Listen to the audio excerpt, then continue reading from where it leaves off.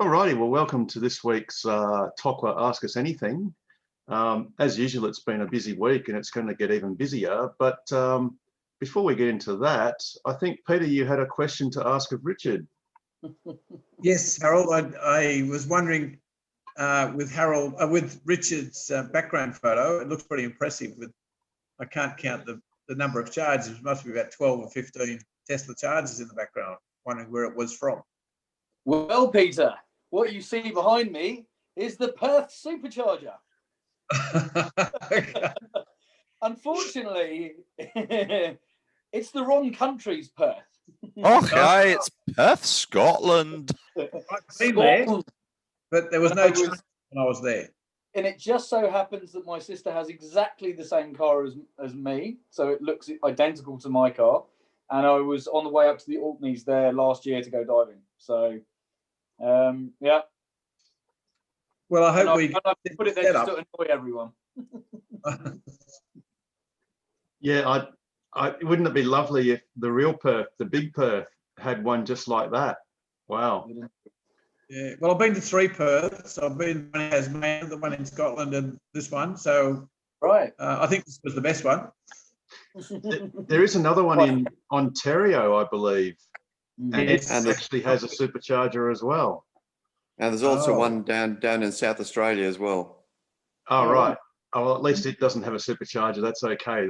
So obviously, yeah, the Australian Perths don't count. But Perth, Scotland isn't a very big no, it's not place at all. It's quite a pretty place. Sits down in a sort of it's almost a valley, I suppose. Yeah, I've been there. Yep. And they, yeah, it's actually that's along the back wall of the car park, and they clearly installed that for the Teslas that were to come. You know, it was very. I think I only saw one other car there while we were there. But yeah, they definitely built it for the future demand. Well, I think Perth, WA deserves twice as many then. I would agree. You know, to be honest, if the whole of Western Australia had 12 stalls of superchargers all over the state, that would be awesome. Oh, well, I'm a bit worried going across the Nullarbor this year. That's why, well, we think it's our own. It'd be fabulous to have a couple of those across there. You could go anywhere if you had those. Yes, but you can do it. You can. Several of us have done it across Nullarbor. Yes, I need to speak to you and what's his name? He was next workback. I can't think of his name. Rob. No. Robin. Comes from Roburn, or he was his Roburn plates. Yeah. Oh, Jason. Yes, Jason. Yes. Yep. Yeah. Yes. He's done. He was the first Model X to go across to Sydney, across Nullarbor, and back. Because he was unsure how much it sucked to go the first time, so he came back the same way just to make sure. It's not that bad if you're doing it sort of grey nomad style, where you're sort of hopping from one town to another and doing it slowly.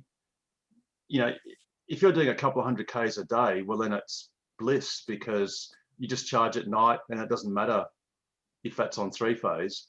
But if you're on a bit of a mission and you want to get to, say, Adelaide in, well, you know, it's going to take you 3 days, no matter how quickly you do it, because you've got to stop at sort of Norseman, Border Village, and sort of Kimber or something like that. You got basically 3 nights, even doing it quickly. But if you're doing it super slowly, then it's really cool. It's yeah, like, we've done it for about the last 10 years. We normally pull across because it's quite different, but we often just stay in a roadside stop. But now we'd have to change that to the roadhouses, but that's fine. Yeah, we would be happy to do that. When you say roadside stop, you mean literally, like the rest breaks where you got little. Yeah, there's so many of them. Yes, indeed. Yeah, well, I guess obviously in this case, yeah, you do have to stay at the roadhouses just to get the power, or a caravan park, although I guess in many cases it's one and the same when you're going across Nullarbor. But our range to get to Balladonia, that's about our range, 371. Yep. So we'd probably have to stop one night there, one night at Waiguna, and just work at little stages like that. Yeah, yeah. Well, But we're not in a hurry, so that's one of the advantages. yeah, when I did it, I didn't really, well, I had planned the route. I knew where all the charges were and all the distances, but I was I didn't book any accommodation. So I just sort of followed my nose. So for instance, when there was no accommodation in Karratha at the place where they had the destination charger, I think that was at the Ranges, I just pressed forward to Wim Creek and stayed the night there. Although, I mean, you can't do that now because Wim Creek's closed. Oh, yeah. But yeah, I was sort of pretty flexible. So if you are flexible, you can just sort of see how you go, and you just drive for as long as you want and then stop. And then, you know, rinse and repeat the next day. Did you have to watch your speed? Because I know going to Esperance, we really had to watch our speed. Yeah, when you're AC charging, and this applies to X's, S's, 3s, and the upcoming Ys, it is actually faster to drive a bit slower on AC. Yeah. Because the rate at which you can replenish your charge is slower than the rate at which you can use it when you're driving. So you're better off actually driving a little bit slower. But once you hit fast DC, then you just do the speed limit, because that's, well, the most efficient speed is beyond the speed limit. So, you know, it doesn't matter anymore. But, Yeah. but again, if you're just going to drive 300 kilometers a day, well, then you just do the speed limit and enjoy it, you know, and enjoy the break at the other end. So, you know, hopefully, well, in a couple of years, obviously the WA government has committed to having charges all the way to Kununurra, and I guess as far east as Kalgoorlie. So, well, actually, I guess you could probably say Norseman. Norseman, you could, yeah. Pretty much, I think that Norseman makes sense to be a stop in between Kalgoorlie and Esperance. So then it's really just that little bit extra from, well, Norseman to well, Clare, basically. I'm assuming no one's heard when the first of these electric vehicle highway chargers is going to start going in, have they? Nothing. It's just radio silence. There's no. Yep. I mean, we all know that, you know, it would take 6 months to install, basically 5 months to plan and 1 month to install. But perhaps it's going to take longer. But look, let's hope and let's lobby, you know, the local pollies to at least pick the low-hanging fruit. So, for instance, there's no reason why you can't have a fast DC charger in Geraldton, so we can move ours further north. There's no reason why you can't have one in. They might even do one in Kalbarri, by the look of the map, perhaps. Yeah. Easy to do. A little divert off to there, wasn't there? Yeah. Yep. Well, that's right. It might. Yeah. It might. They may not do that then. Although it is a coastal route on the way to Geraldton, so I don't know. But you could also, you know, you could do one in Geraldton, Carnarvon, Karratha, Dampier, Broome, Halls Creek, Fitzroy Crossing, Kununurra, you know, down south, Esperance, easy, Ravensthorpe, you know, all the towns that have grid power of some sort, you can do easily. You know, probably, I don't know, I'm not Roebourne, but yeah, all the major towns. The roadhouses are another thing, but you know, why not pick the low-hanging fruit now and get half the job done quickly, and then taper off the rest of it. But Harold, what's the latest on Williams? well, the latest is, well, as we know, the latest is that Tesla's map has basically stated that Williams is Q3 this year, which is an entire year since we were told that that Williams was getting a supercharger. So to be honest, that's not fantastic. And the same applies to the Perth supercharger. It has been promised for Q3 this year as well, which and also slightly disappointingly, that's all they've promised for the next 2 years, because there are other places in the world where they've actually got locations where they've actually said that there is a charger coming in 2022. So notionally, that map they've got at the moment, and I'm just trying to bring it up. Notionally, that map is a 2-year map. So I guess at this stage, unless Tesla gives us other information, that is basically as far as they've committed for the next couple of years. Harold, what's the thinking on ChargeFox with like Treendale is 350 kilowatts or whatever it is? Yes. And there's another one gone into, which surprised me, it's gone into Katanning of all places. Why would they do Katanning? No, Katanning. Yep. No, Katanning's got a 50 kilowatt tritium. Tritium, yeah, whatever it is. It's. Oh yeah, it's no, that was actually installed by the council at Katanning. Right. So that's not a ChargeFox. That's a NextCharge. Oh, is it? Oh, okay. Yeah, that's right, NextCharge, and Yep. yeah, that was actually done by Katanning, which, yeah, I mean, it's not on Albany Highway, but good on them for doing it. But it was actually off their own bat, apparently. So that's, well, yeah, basically good on them for doing that. Yeah. But it is a bit off the. It's not off. It's on the main highway. This is the supercharger map. So obviously, as you can see when you click on Perth, and I note that on the actual top, they've changed it. They've changed it to Perth Supercharger. So they've taken the Washington away. That's interesting. Target opening Q3 2021, and the same for Williams Q3 2021. But the Perth Supercharger, is that going to be available to the public? Yes, but that won't be at the service centre. That will be somewhere else. Oh, really? Yes, absolutely. Yes. So it will absolutely not be at the service centre, which is actually a good thing, because the service centre is capacity constrained. So I mean, there are a lot of bays, but for redundancy, I think Tesla these days mostly put at least 2 DC units at a site. So if it's the version 2 supercharger, the standard ones, you normally have 4 stalls as a minimum, because you need 2 DC units to feed 4 stalls. Of course, I really wish, or really hope, that Tesla's going to put a version 3 supercharger, because you'll get much faster delivery of energy,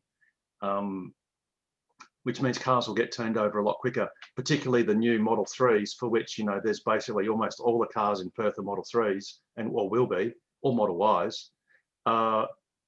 And the older S's and X's, well, they can still charge okay anyway. But the Model 3s and Ys are the main game, moving forward. Definitely. But one slight problem is, of course, you've got some older S and X owners, owners of older S's and X's that don't have. We do indeed. Yes. And there are 2 of them there, right here. I mean, I did mine for $780. Now you can get it done for $480, which is actually not a bad price. It's cheaper than a CHAdeMO adapter, and obviously worth it. And to be honest, I think nearly everyone in Perth would be comfortable if Tesla just decided to do version 3 superchargers and say, well, look, we're really sorry you've got the older cars. Here's the discounted rate to update if you want to. And to be honest, none of us in Perth need a supercharger in Perth, except on that rare time when perhaps we're caught a bit short and we want to do a top up, I guess. Or those of us who are prepaid for, free unlimited supercharging and want to get some of that investment back. But I mean, that's also important. People coming to Perth and want a return trip, they would need it as much as anyone. They're the ones that you've got to. And that's a great point you make, Pete, because I'd actually wrongly thought, for instance, when I got to Esperance, that the main game was to have a fast DC charger at Lake Grace and one at Ravensthorpe. And then it wouldn't matter about Esperance because, you'd be staying there overnight anyway.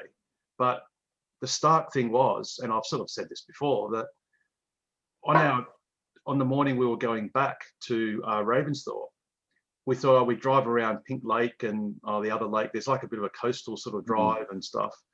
But I had to be a bit mindful that, well, I couldn't burn more than about 80 kilometres that morning, because I needed to have some in reserve to get back to Ravensthorpe, because there was no fast charging in Esperance.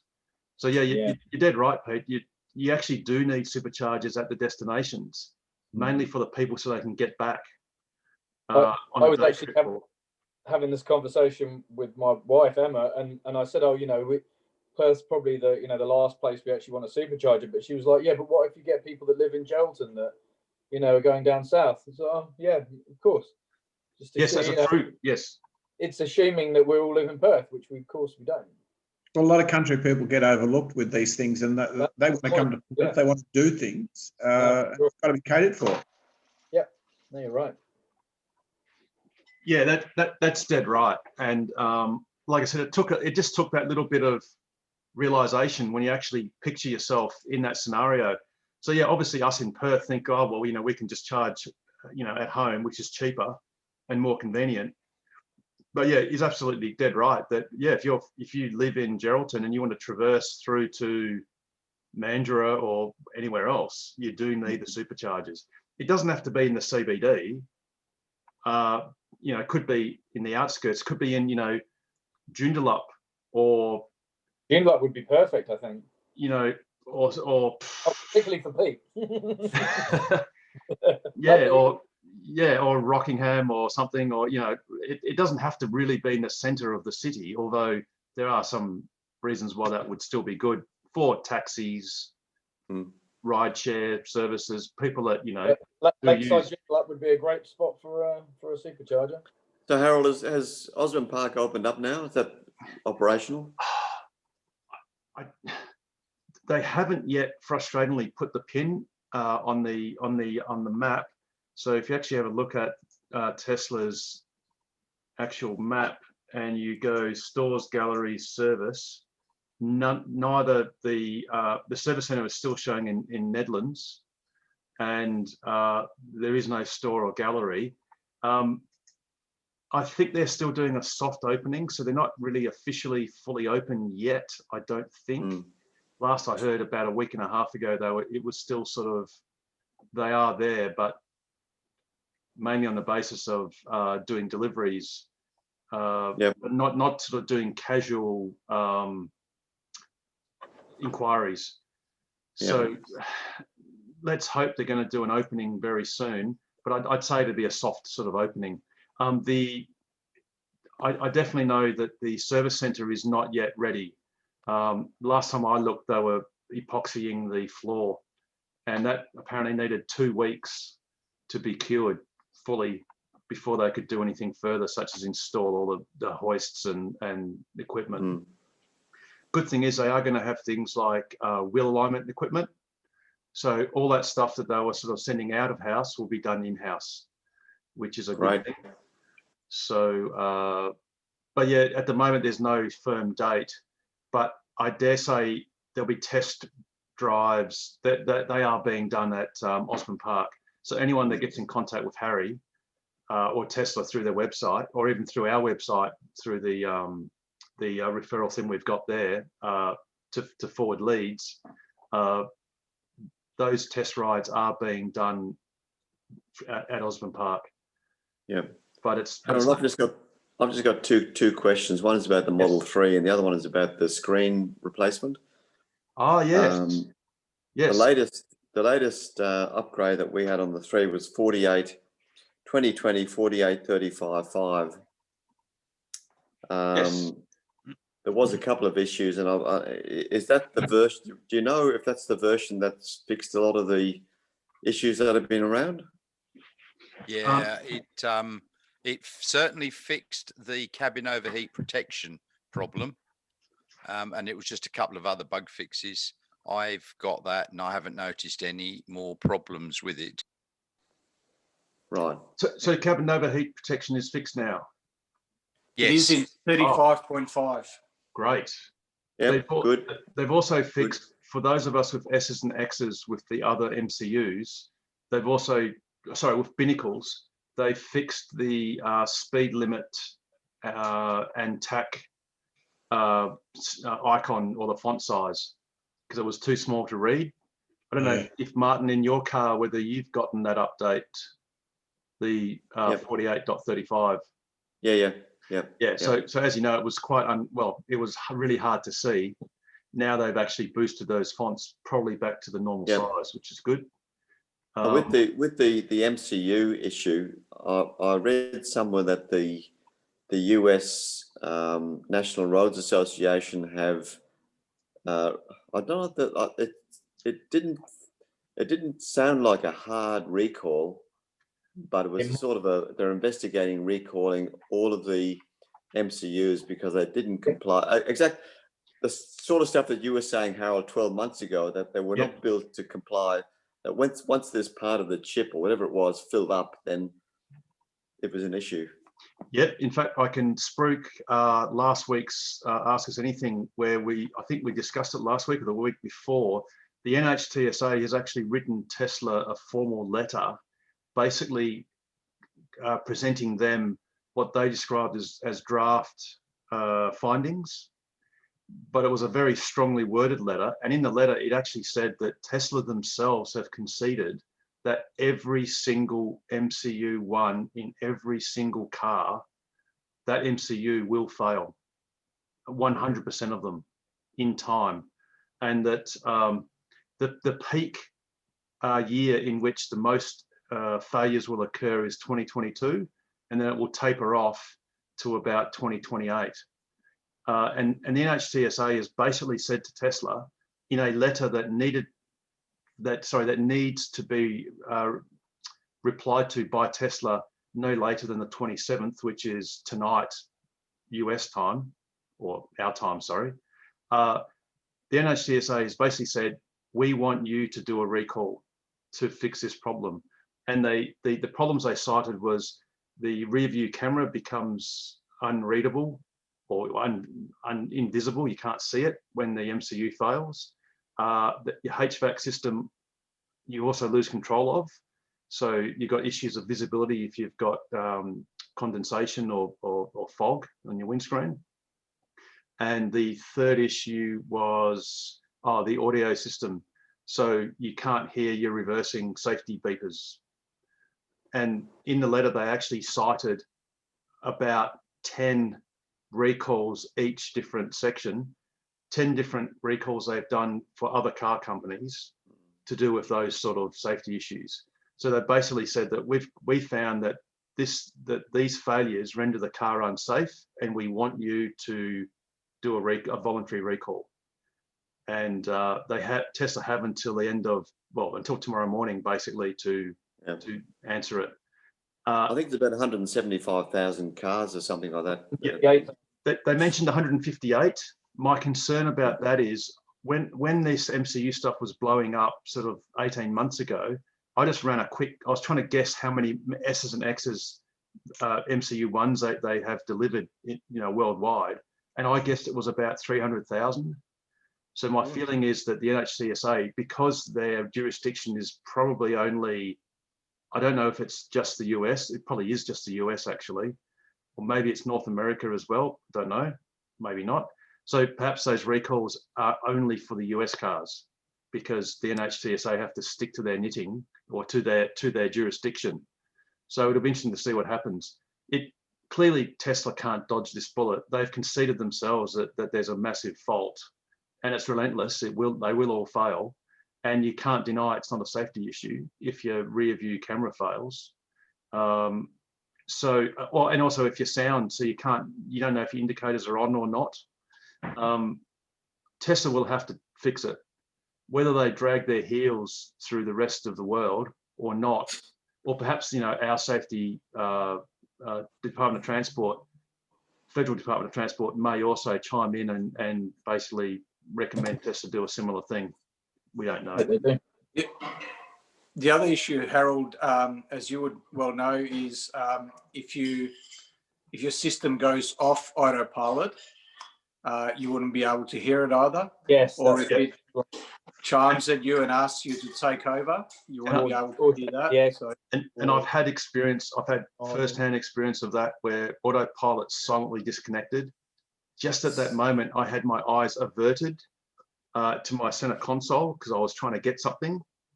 And the next thing I know, I'm basically on the shoulder of the road south of Geraldton on the dirt on a 20-degree angle with the shark fin on the back, trying to recover the car at the speed limit, at 110 k's an hour. And it got a bit messy. And that's because the autopilot silently disconnected. So I didn't even know.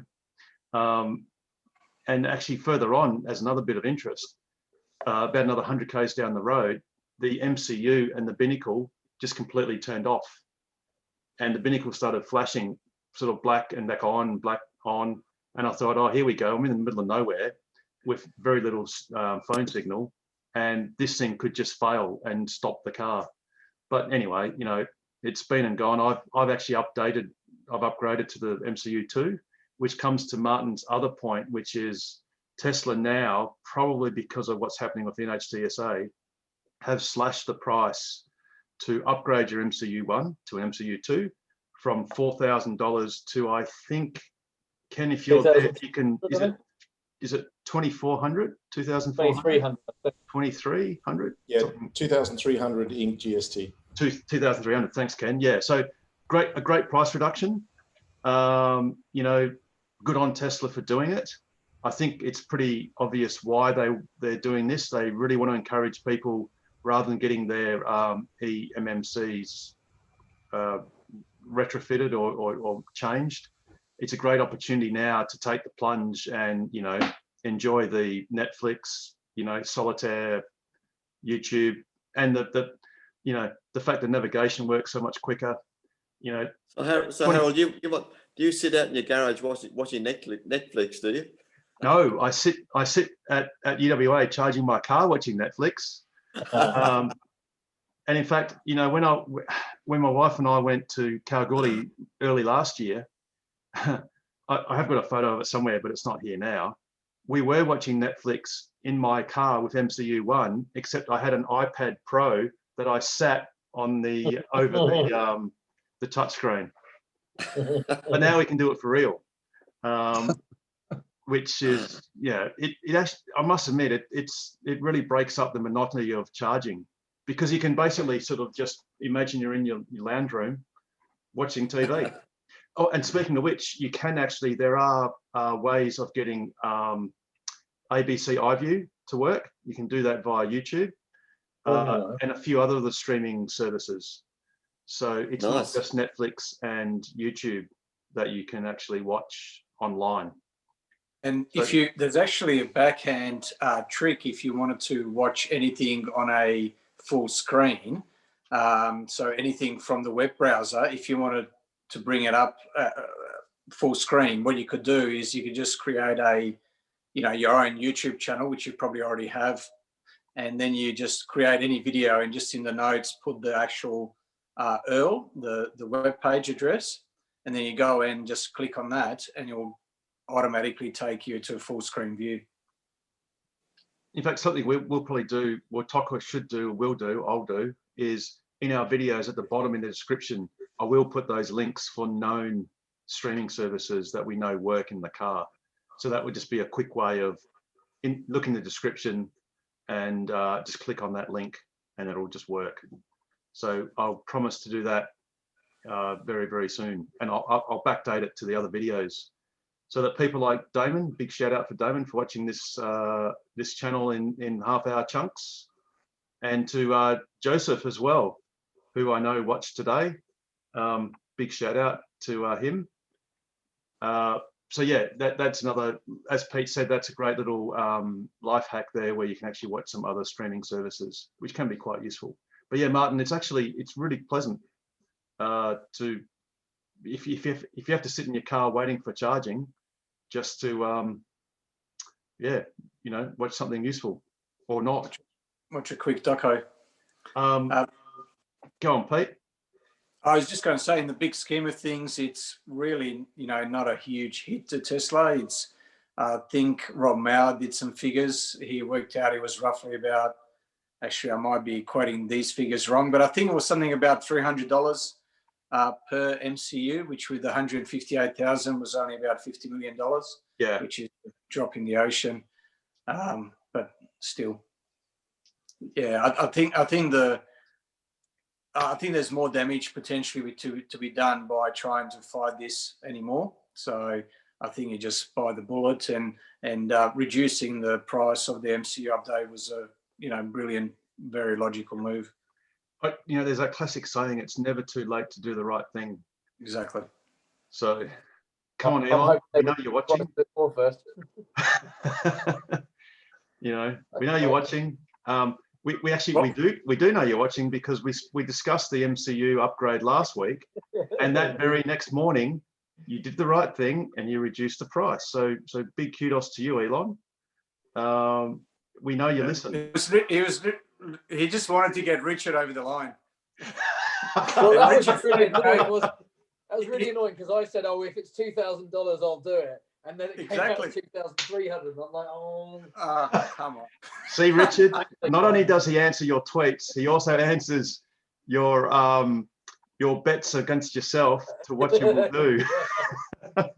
Damn it! I almost have to now. I still don't know if I could lose my radio though, like the actual FM radio. I know it might be. It's just for country drives. I know. Yeah, but you can listen to Nova or KYFM or whatever on streaming, just on TuneIn. And you might be able. Actually, not while you're driving. I was going to say, but while you're charging, you can just go and access any of those radio stations through the browser. So true. I mean, look, probably the biggest reason I do it was for the LTE connection, because 3G is going to get turned off, so it's going to need to happen at some point. Yes, yeah, and that was my great frustration. Every morning I'd drive up the freeway from Manning Road, and just there's just no 3G. It just cuts out. And because Telstra... And your great frustration is living south of the river, is that what you're saying? How dare you? Yes, well, I used to live very far north of the river, namely like Karratha. So that was kind of much further north. And yeah, you're right. It is my fault for stooping to go south of the river. But we won't scratch that itch. Harold, what's the for someone that's not very tech savvy, my car is 3G. So when 3G goes, what happens with the connection? You lose it forever. But so what are Tesla going to do about it? We don't know.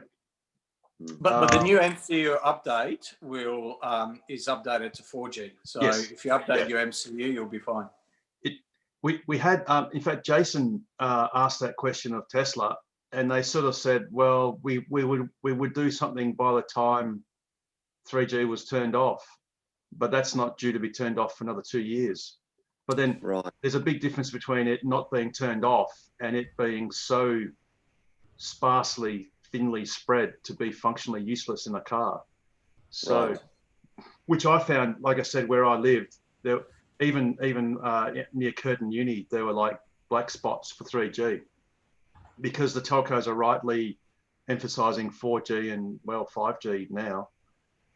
So I guess that's another reason to get the upgrade. But having said that, look, if your car's playing up, it's very likely that Tesla will concede and will change your eMMC and make your MCU work a lot better.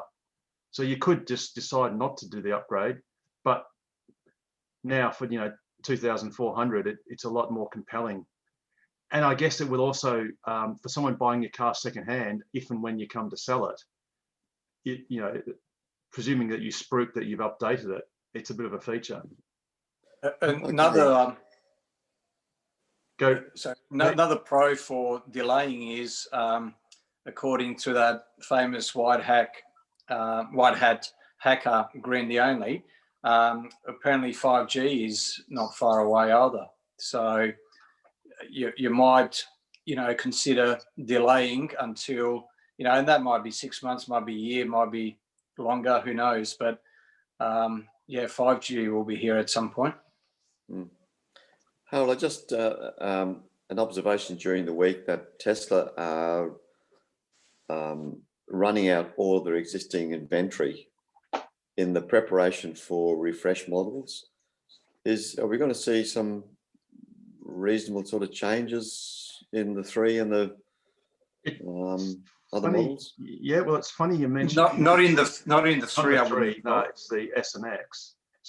So you notice that this is our current inventory in Australia of Model S's. So there's 2, and Model X's. I remember there were 12 a couple of weeks ago, and now there's 1. And interestingly, they're all performance versions. So that the X is a performance, and so are the 2 S's. Yep. And that's all there is in Australia. But the 3 has been upgraded. I mean, there's double glazing on the front. There's Yes, automatic that's already locking on the front and the back, and That's already been done, Martin. Yeah. yeah. So we discussed this last week. So big Oh, shout sorry. out to those that are Should have been watching there. on YouTube. If you go into the configurator, apart from the fact Tesla's already registered with the Department of Transport VIN numbers that are associated with the Shanghai factory, when you look at the interior shot of the Model 3 now, when you go to order it, see this bit of wood trim on the door?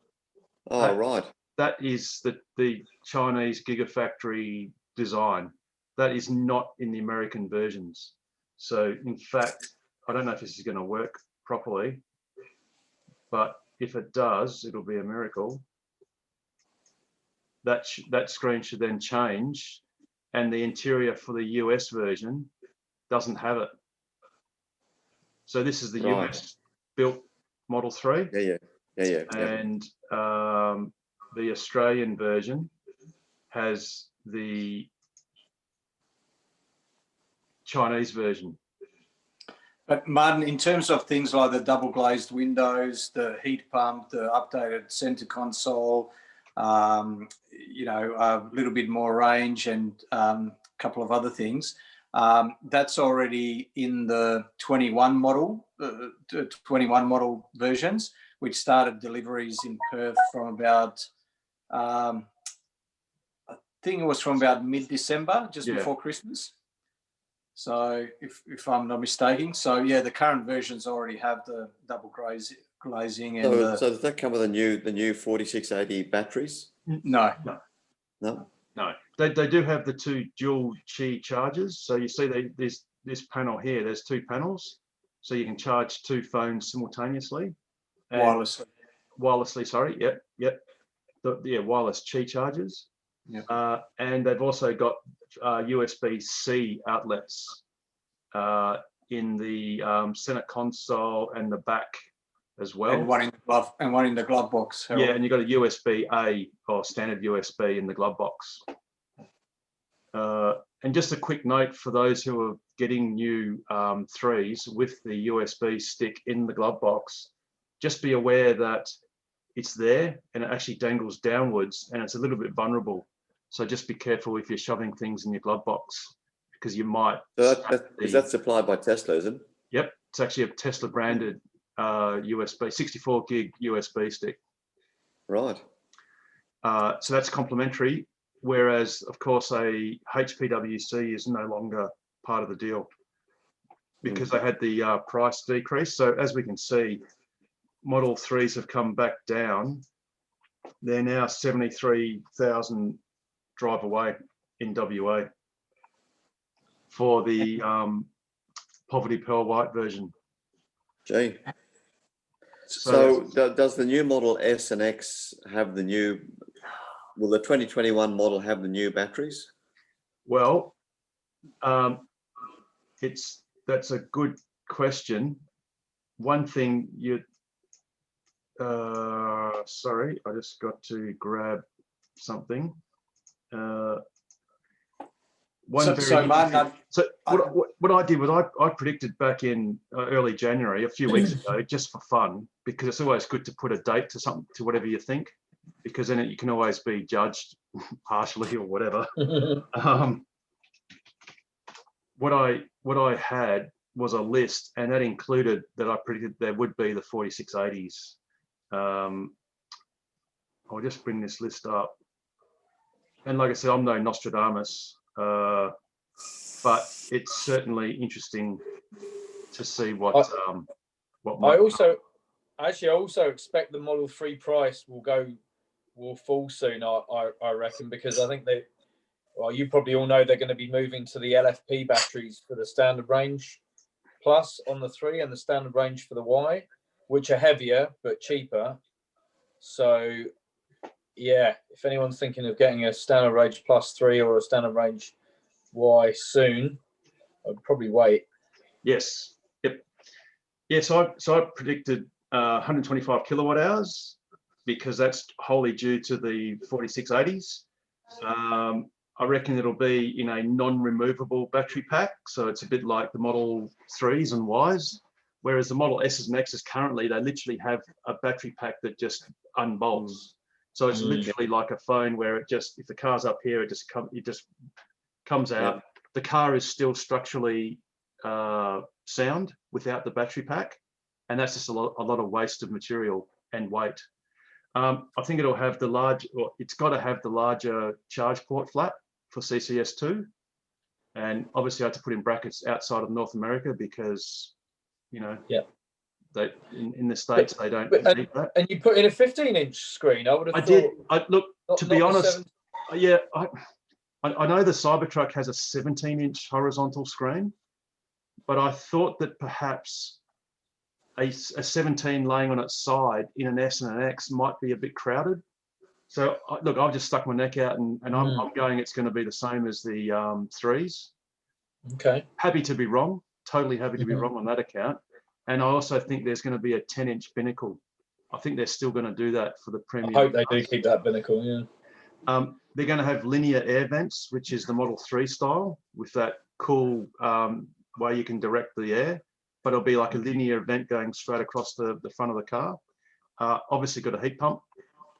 I'm thinking matrix headlights because the headlights in the S's and X's aren't fantastic, or high beams aren't, and that's the new thing that a premium car ought to have, and many of the others do.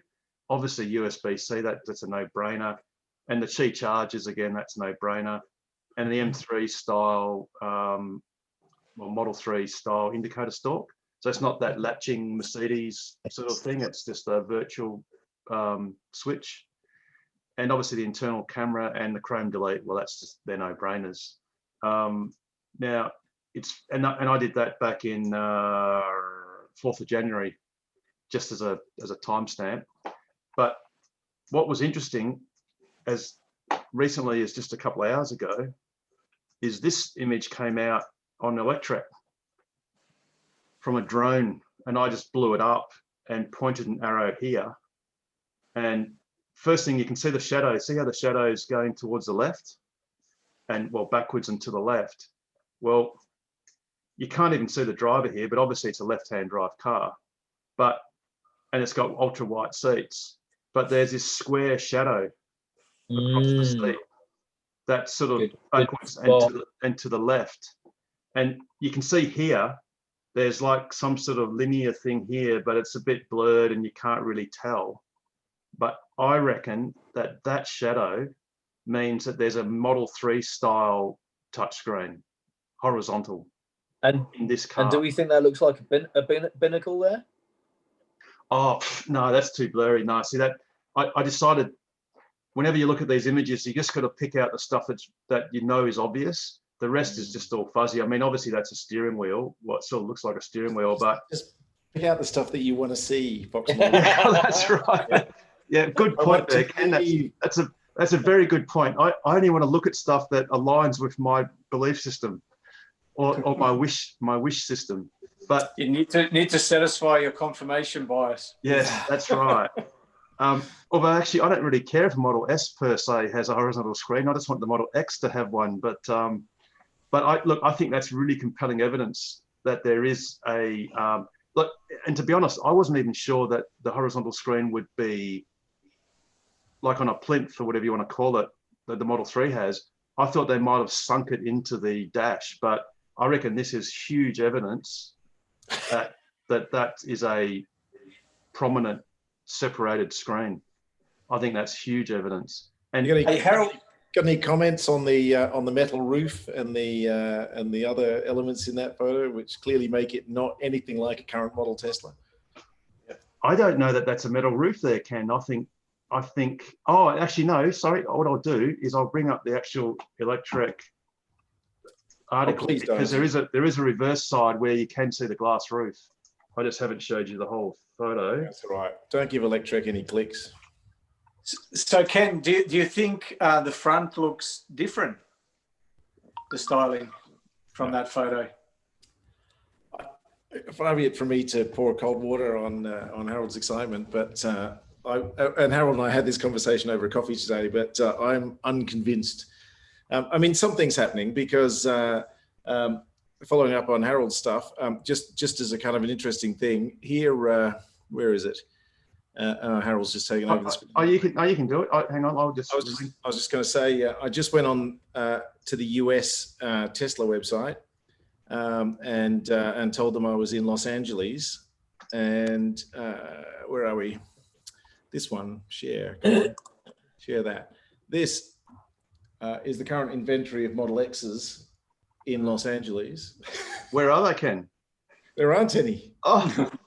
And Model S's are also only performance models. There's about 8 available in California. That's within 200 miles of California inventory. So yeah, there's no inventory anywhere. If there's no inventory in Los Angeles, there's no inventory anywhere. So what is your thesis? What is your explanation as to why they decided to profoundly clear out all their stock of the current models? Because I reckon they're going to do a small refresh and then do a big one later when they release the Plaid. That's my prediction, and I'm prepared to be terribly and horribly wrong very soon. But you know, I dare say you prefer to be terribly wrong. not at all. Not at all. This car, that car there, needs replacing with something. It's gone for all money, Ken. I can tell you that now. Hey, Ken, what about, you know how they shut down production and he was supposed to, of the SNX lines in Fremont, and it was supposed to come back on. It was actually supposed to have been back on already, but there's been delays by the sounds of things. Yeah. So how would you reconcile sort of that with your Look, I don't want to there's been various kind of bits of speculation going around. There's equal speculation to suggest that they're rationalizing the S and X lines to make more room in Fremont to produce Ys and 3s, because you know they sold what, less than 5% of inventory was S's and X's last year or something, and approaching 50% Ys. So they need to make more Ys.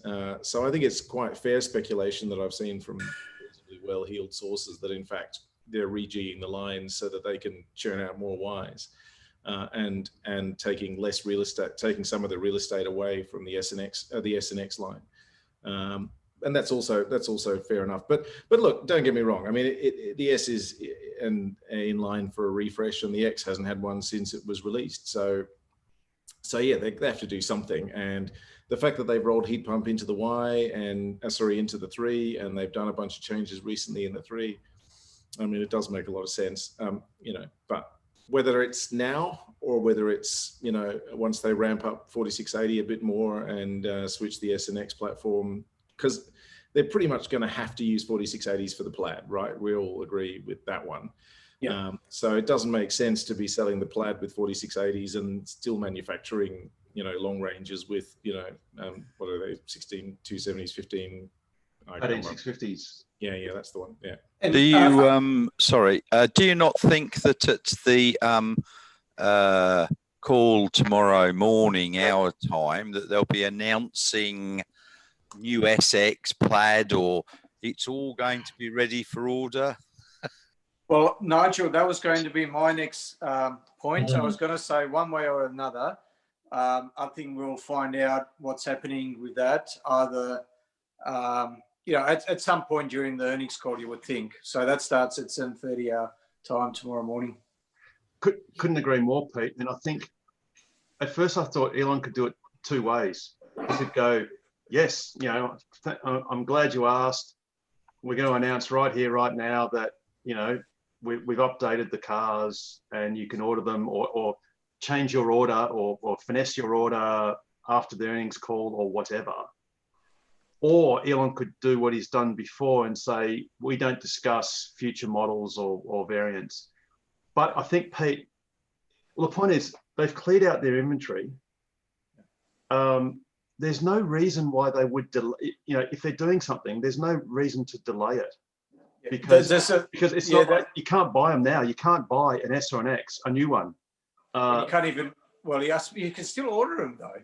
Yeah, I know. But you don't know what you're going to get, but you can order one. But I mean, what you order now will be the updated one exactly eventually. And they've also got rid of the skateboards. Like they went in the shops, galleries. Where it's like the base of the car. They've even got rid of those, suggesting that they're all going to be a new skateboard design. And that's go on, Pete. Now, so there is a third way that they could go about it. Elon could just say, look, we'll have more to say about the S and X and give a date 2 weeks or 3 weeks from now or something like that. Because correct me if I'm wrong, but I don't think they've ever announced a new product during an earnings call. So it would be a first for them. Does that sound right? I think that's right. I don't think an earnings call has ever been an announcement call. Yeah. Doesn't mean that he hasn't already keyed up someone to ask the question in the Q&A part. There's always the odd Dorothy Dixer in there, yeah. And I just wonder. Sorry, Harold. Oh, no, sorry, go Nigel. I was just wondering. He's already said that they've got quite a supply of the 4680 batteries. I just wonder if they've been making a few surreptitiously and are going to be putting them in the S and X. One thing I thought is the dry process, the dry coating process is a bit risky, and Elon did say that on Battery Day. And remember that Panasonic, within days of Battery Day, announced that they are going to get into making 4680s. Now, my little pet belief is that Tesla may just get Panasonic to make the 4680s using their standard wet process, because even though the dry process has various advantages cost-wise and plant-wise, it's a much more compact production line. At this early stage, it doesn't really matter, because the actual material, the cathode and anode material, will be the same cost, whether it's 18650s or 2170s or 4680s. The main benefit is the form factor. So I reckon that Tesla might have worked out to de-risk it. They'll just get Panasonic to make 4680s as well, with or without the dry process. And they'll package it, like Ken said about the Plaid. We all know the Plaid's going to have the 4680s. It just doesn't make sense, if you're going to refresh a model, that you would do it half-baked, that you'd sort of half refresh it with a different battery system or battery pack or a removable one, or you haven't rejigged the whole body, because now is the time to do it. You might, if you're going to change your production plan around, change all your moldings, you want to make that last for another 10 years or 7 years or whatever, the program goes for. So the other thing too is, it might be interesting for anyone that might have ordered a Plaid Model S, is, maybe Tesla's learned that if you sandbag your promises, you get really good feedback when you under promise and over deliver, like they did with the Model Y. The Model Y was, I think, 6 months early in its actual production to what they promised. So perhaps the Plaid Model S might be 8 months early, or maybe they'll announce the Plaid, or maybe the standard S will come out in I think it was February. There's the rumor that the S is going to come out. Maybe the Plaid might come out a couple of months after that, or maybe at the same time. And maybe the X might come, a month later, as is the rumors, or as are the rumors. But it just makes sense. Like, if they were waiting for the 4680s, why not then just delay the refresh for another few months? Because, the poor S drivers have been putting up with old-fashioned S's for years. You know, the last time they updated the S was the deleting the nose cone in 2016. So yeah, but you're right. I think I forget who it was that said, you know, the third option is Elon might just say, yeah, well, we're going to make an announcement sometime soon or in a couple of weeks to deal with that. Yeah, but it'll be exciting. I'd say that's probably most likely. That's what my money would be on if I had to make so a bet. so they'll announce a date for an announcement.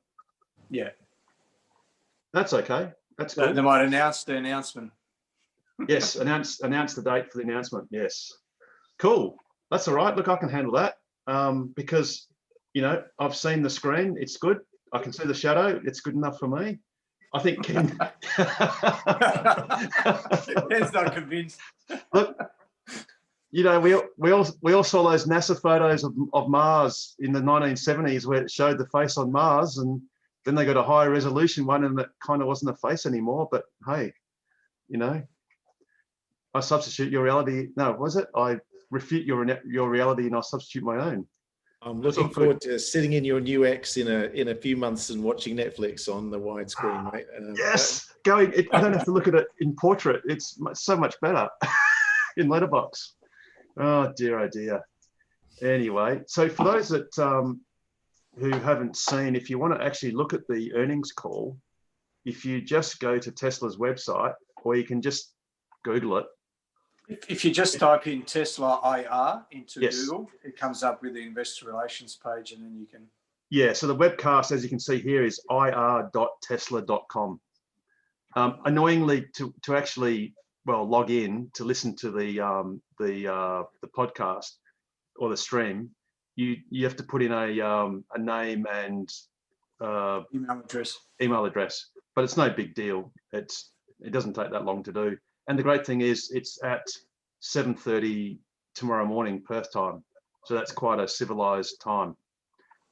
Whereas in the past, it used to be between 5:30 and 6:30.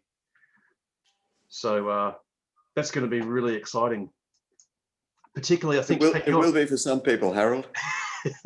Well, actually, and for some of us shareholders, Pete, you're the full bottle on some of the financials.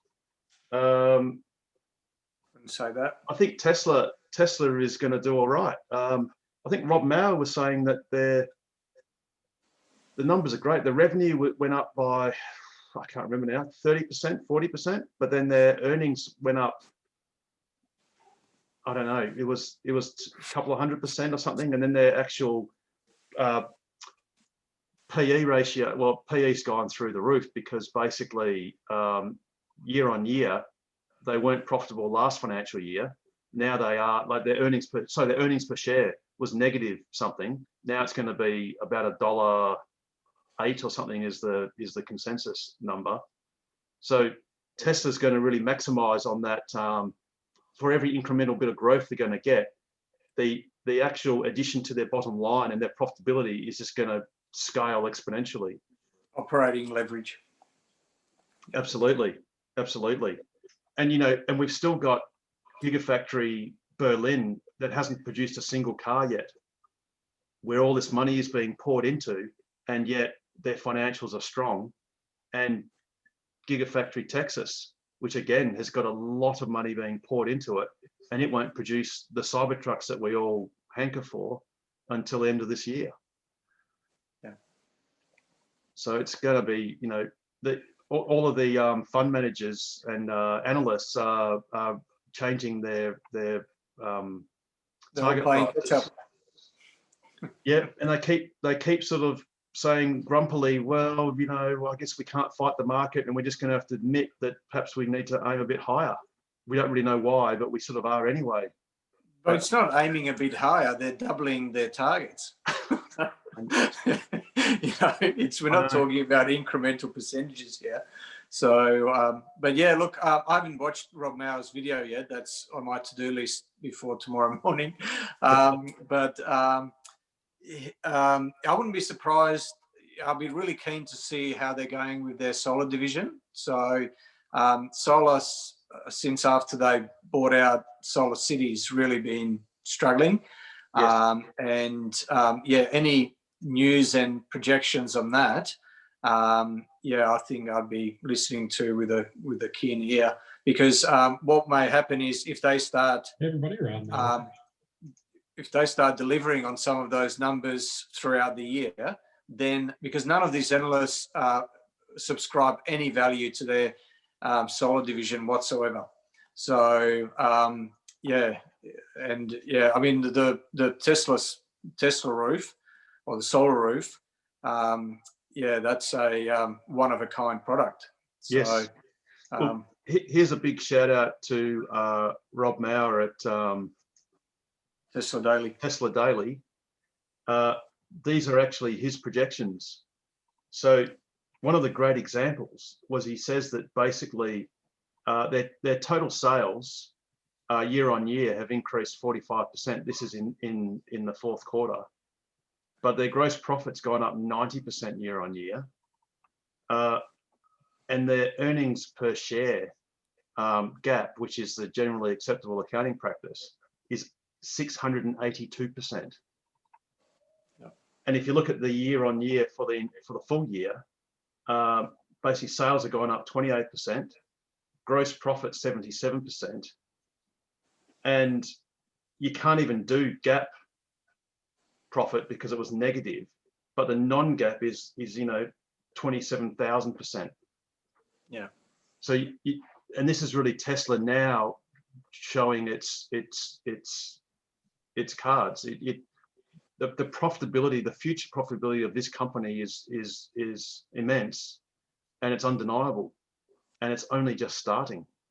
What we should say is these sort of dramatic numbers aren't unusual once a company starts becoming profitable. So, Yes. Amazon and, plenty of other examples, but Tesla's taking this to a whole another level, not just in terms of the scale, not just in terms of the ratios, but in terms of the scale as well. So to be delivering these sort of numbers at this scale, I can't think of another company that's been even close to this.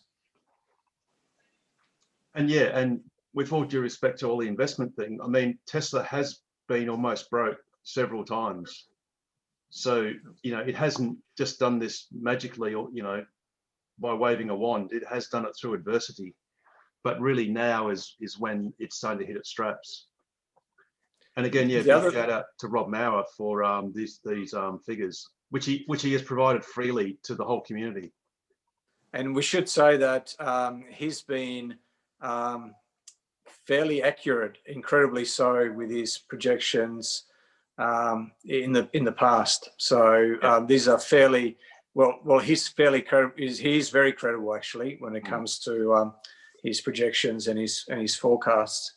But one thing which will be very interesting is, I've been arguing the fact, and I'm not sure if I've been meaning to have a look into some of the managed funds that are benchmarked to the S&P and see, especially some of the bigger ones, to see, what, if any, Tesla holdings they've added to their portfolios.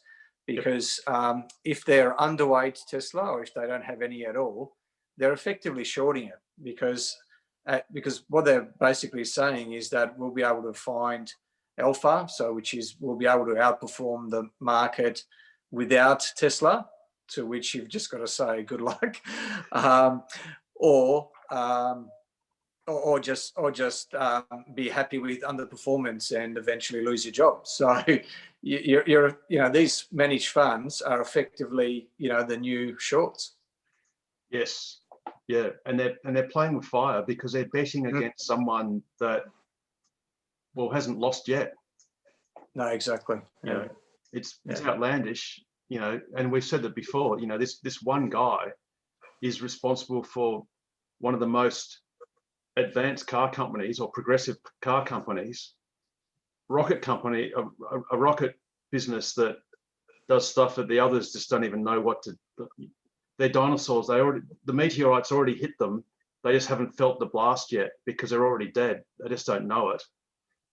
You've got tunneling. You've got AI. You've got Neuralink. if any one person did any one of those things, they would be thought of as one of the biggest entrepreneurs on the planet. And yet this is a guy that's done it in 4 or 5 different fields. It's just remarkable. In short, don't bet against Elon. Yes. It's a very, very poor strategy. It hasn't proved. Yeah, it's proved probably the worst investment of all time so far. So. Exactly.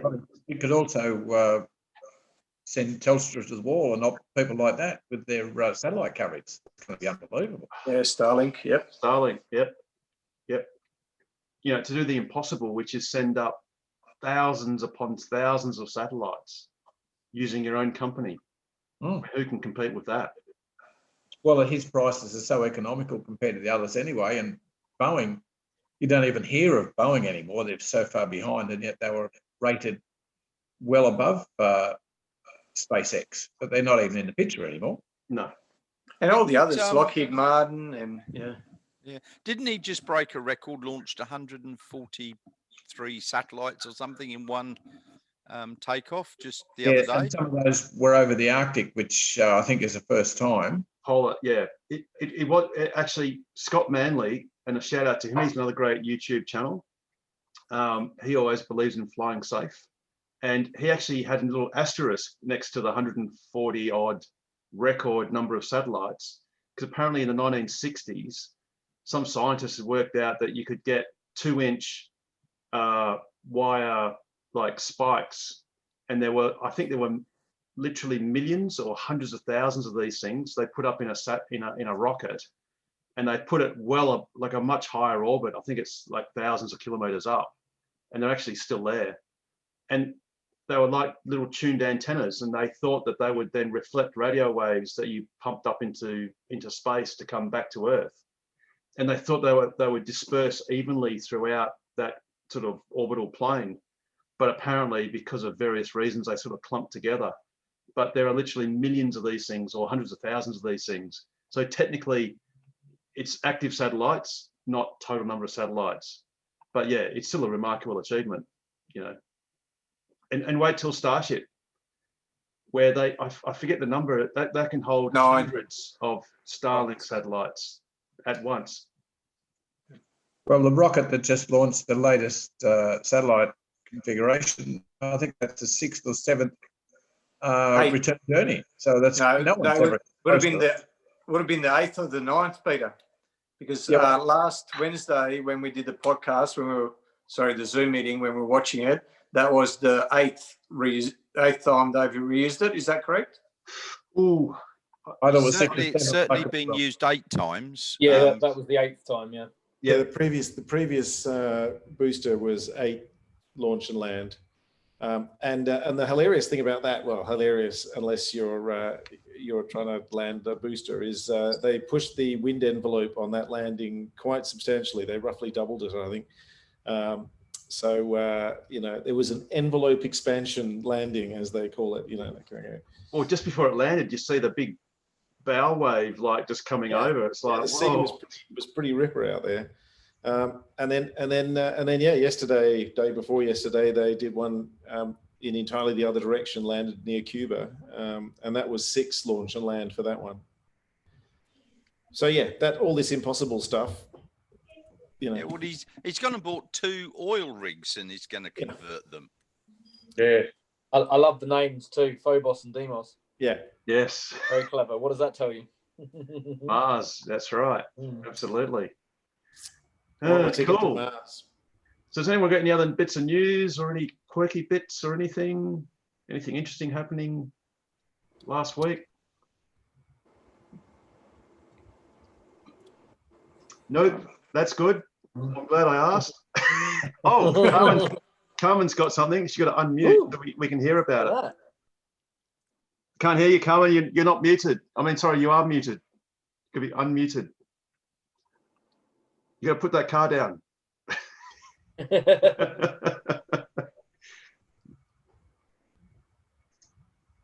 Yes. Yep. There you go. Got you. Okay. So if you open the door,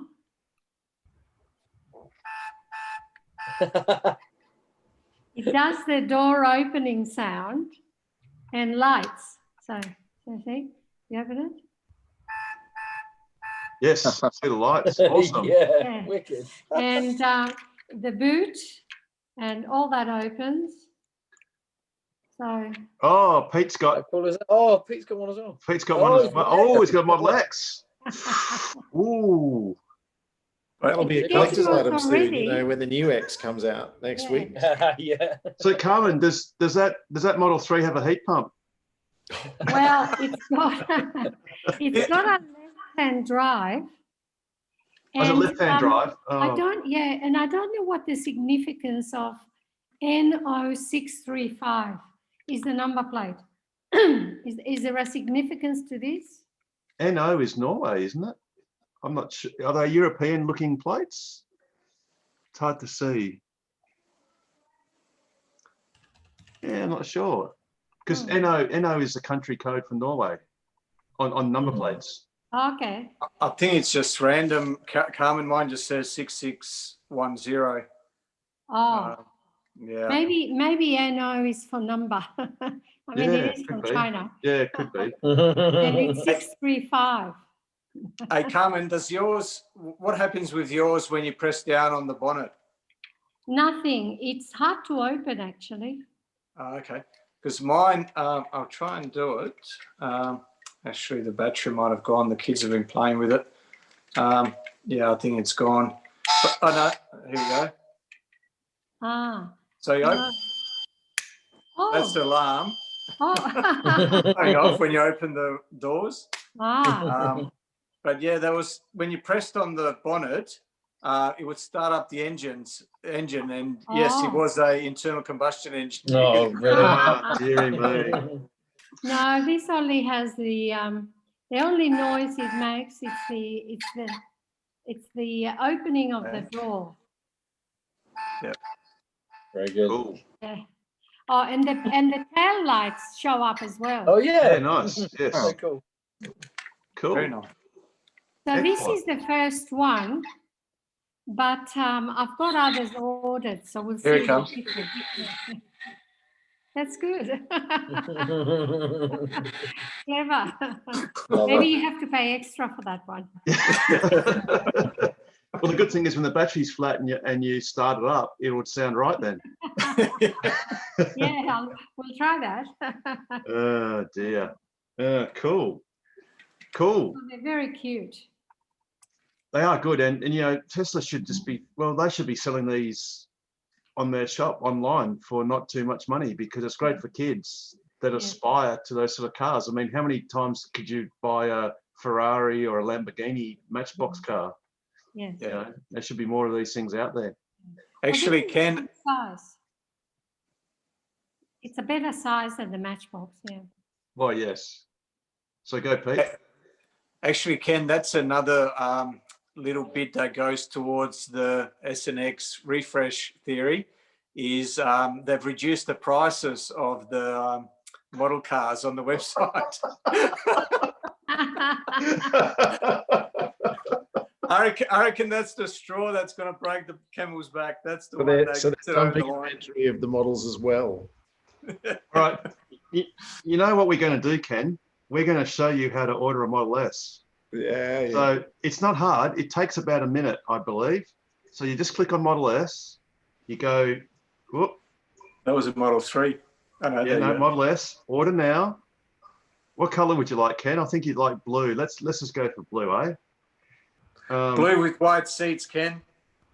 Got to go blue with white seats. Okay, we're going to go. We live in WA. It's okay. We're going to continue. And you don't want poverty pearl white. You're going to lash out. Oh, you want a performance car? No, we'll just go 3.8 seconds is pretty good, I reckon, for you there, Ken. No, my ego is quite big enough already. I Good. don't need a performance one. All right. Interior. Oh no, silver wheels. Yeah, because what do you want? The 21s. No, you don't want 21s. The rubber's too expensive. We'll give you just silver ones. That's all right. You'll cope with that. Oh, that blue with those silver wheels though does look amazing. White interior. Look at that. Nice. forget about the screen. In fact, you can't even look. Oh, you can't even see the screen. That's a metaphor for something. Something, yeah, Harold. It really, really is. Yeah, it still looks vertical in that though.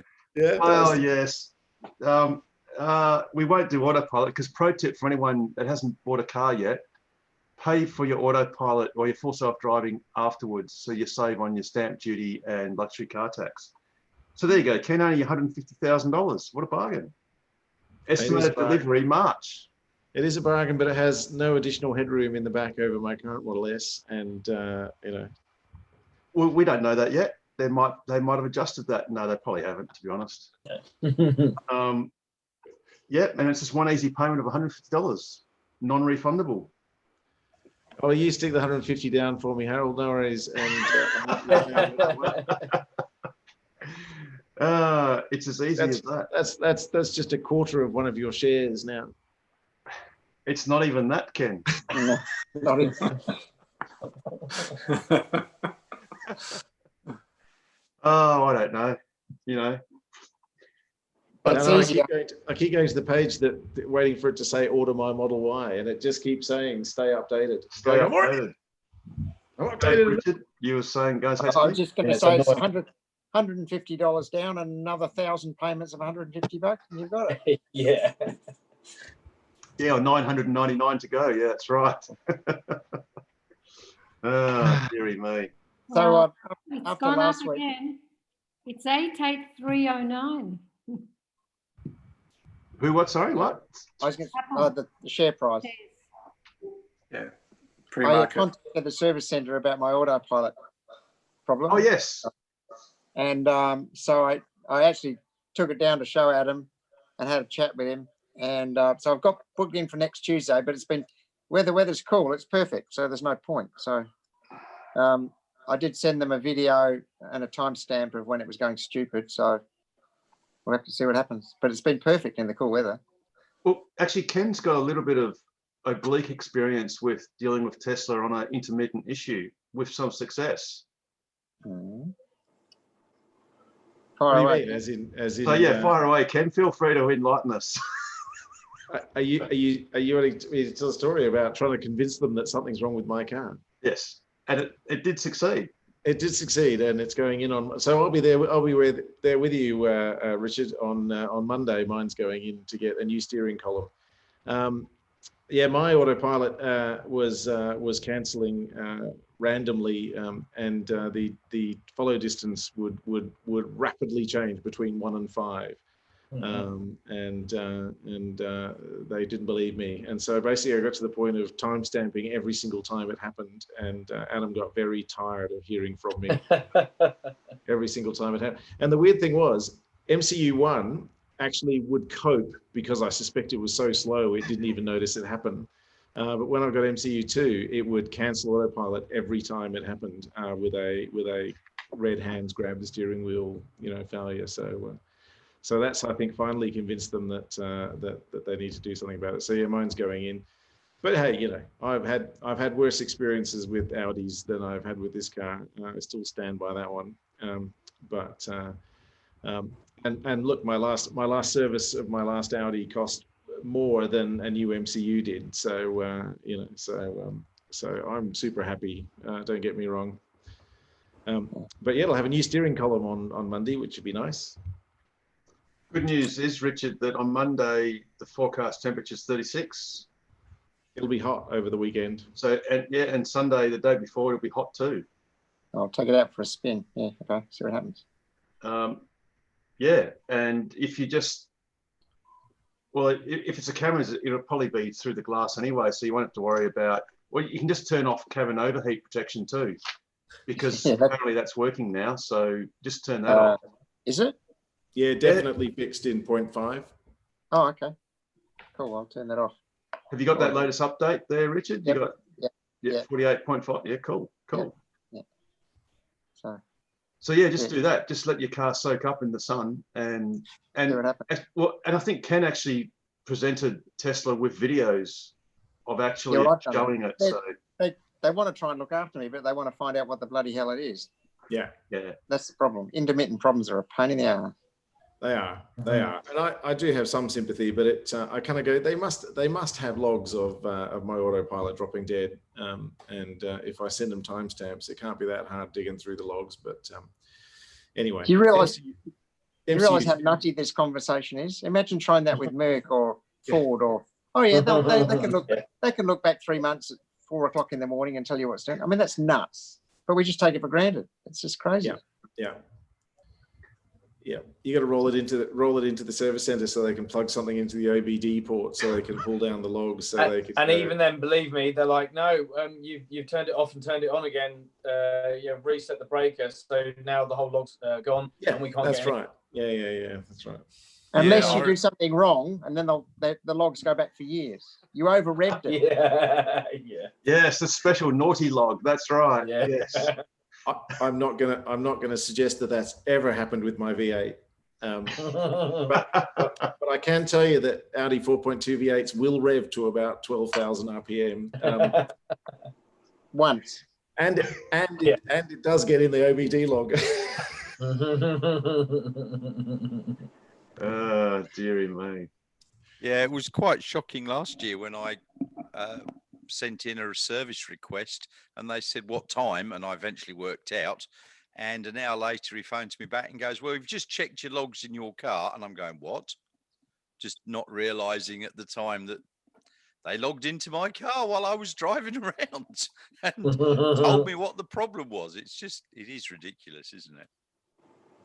It's the way of the future.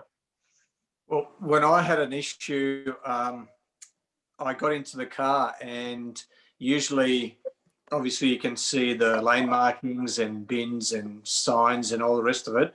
So the screen wasn't rendering any of that. So I did a soft reset, did a hard reset, didn't fix it. So I logged it into the app, and I was driving to my brother's house, and 20 minutes later, by the time I got there, it was fixed. So,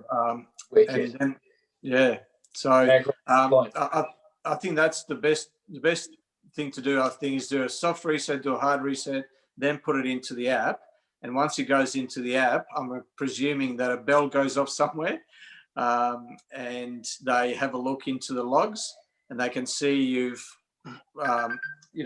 tried the resets. So then they go in and fix it remotely. So because same thing happened when the reversing camera stopped. So here's a question for all: soft reset and hard reset. I've heard a separate, rather than the soft reset is press the buttons and let it go, and the hard reset is put on your brake. And apparently that's not the case. The hard reset is hold the buttons until you get your T back. Yeah, I heard that too. That 60 The brake seconds does nothing as well. or so on a long push to the brake does nothing anymore if it ever did. But you need the long push until you see the T come up, and that may take up to 60 seconds. Yeah. But what that actually does as a deeper reset, maybe it resets your CAN buses or something. Actually, one of my referrals, he had a problem with his Model 3 where same thing, the reversing camera went. So I told him to try the soft reset first, and then to try the hard reset, but the soft reset fixed it.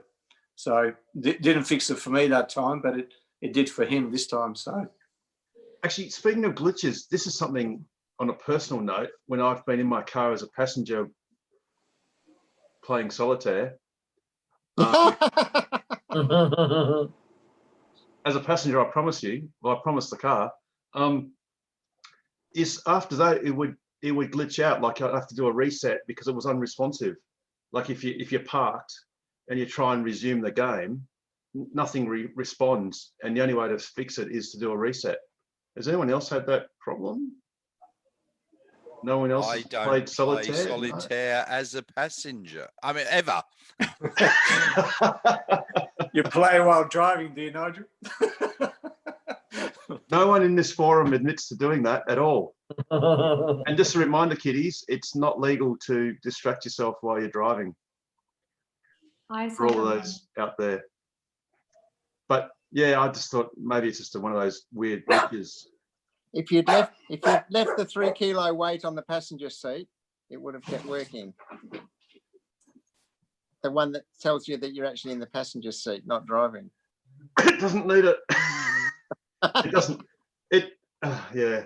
Well, But yeah, it obviously does need it, but you didn't think it needed it. no, because Tesla doesn't discriminate for very light framed passengers. They might not trigger the seat. No. Have you? Oh, you don't have an interior camera, do you? Looking at you. Nope. No.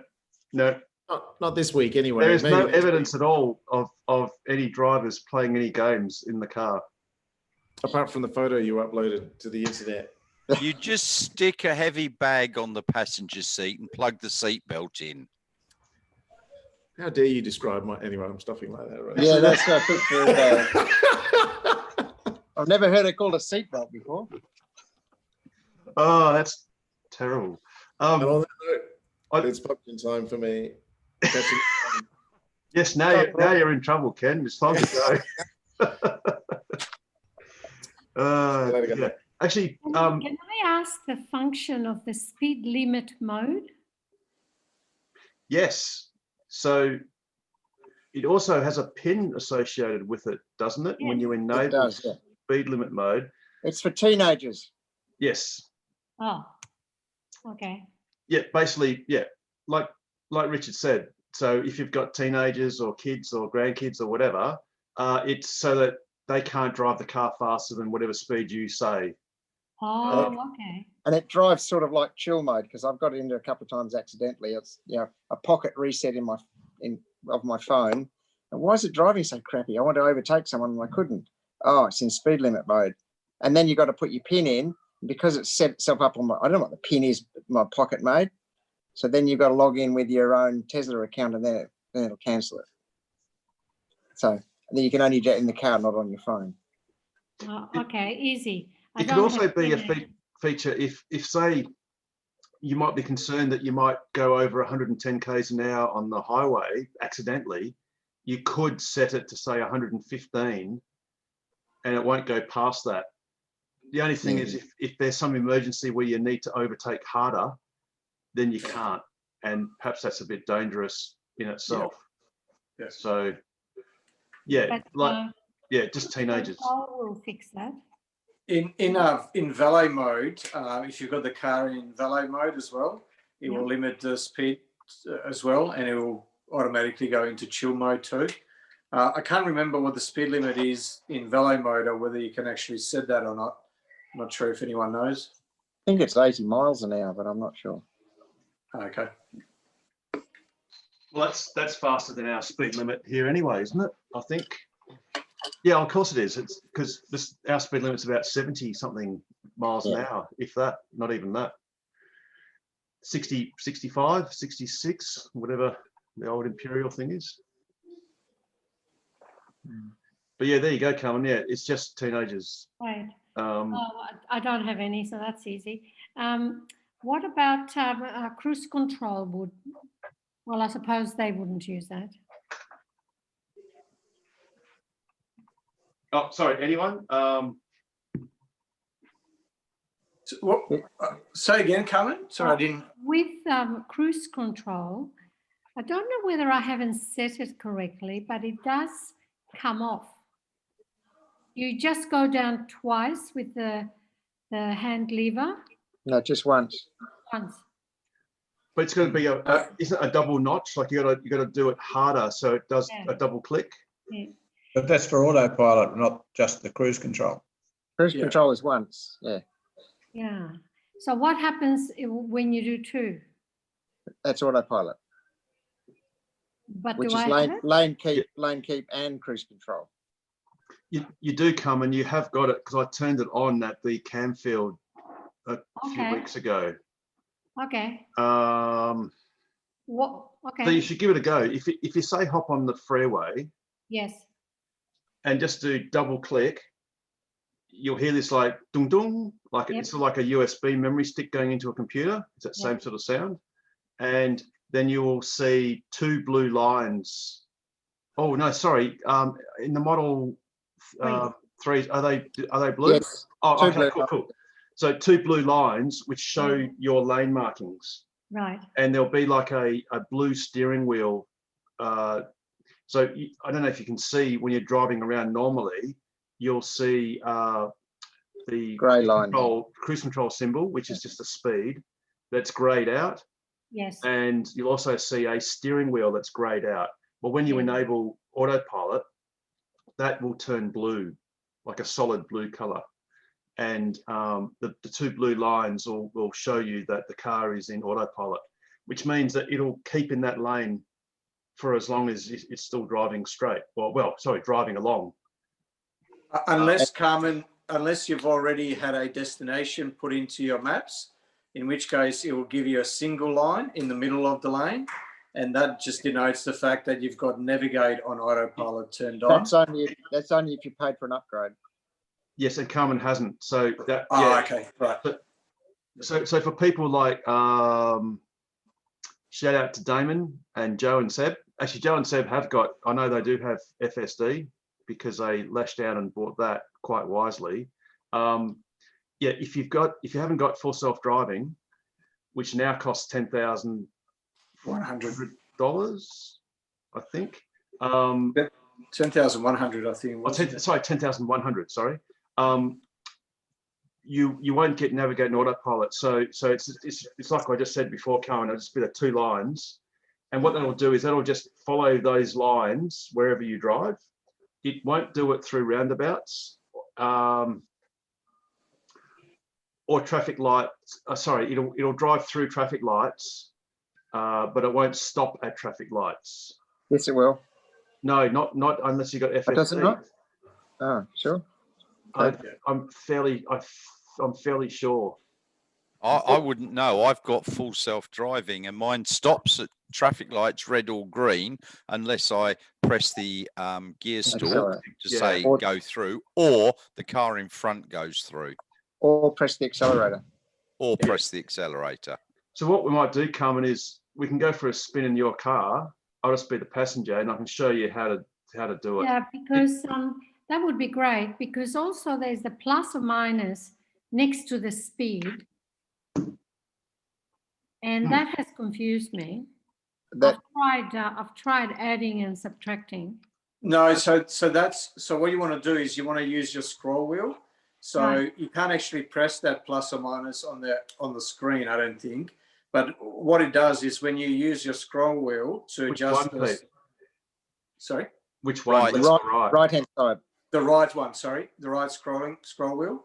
So if you adjust that one, it should adjust the cruise control speed. So Carmen, if you just want to use it as cruise control in like another car that you've had, you just press it down once hard and you're in cruise control. It won't steer, it'll just cruise control. And if you want to say you're doing 80 and you want to do 85 or 83, you just click the scroll wheel 3 little times and it'll go at 1K a time.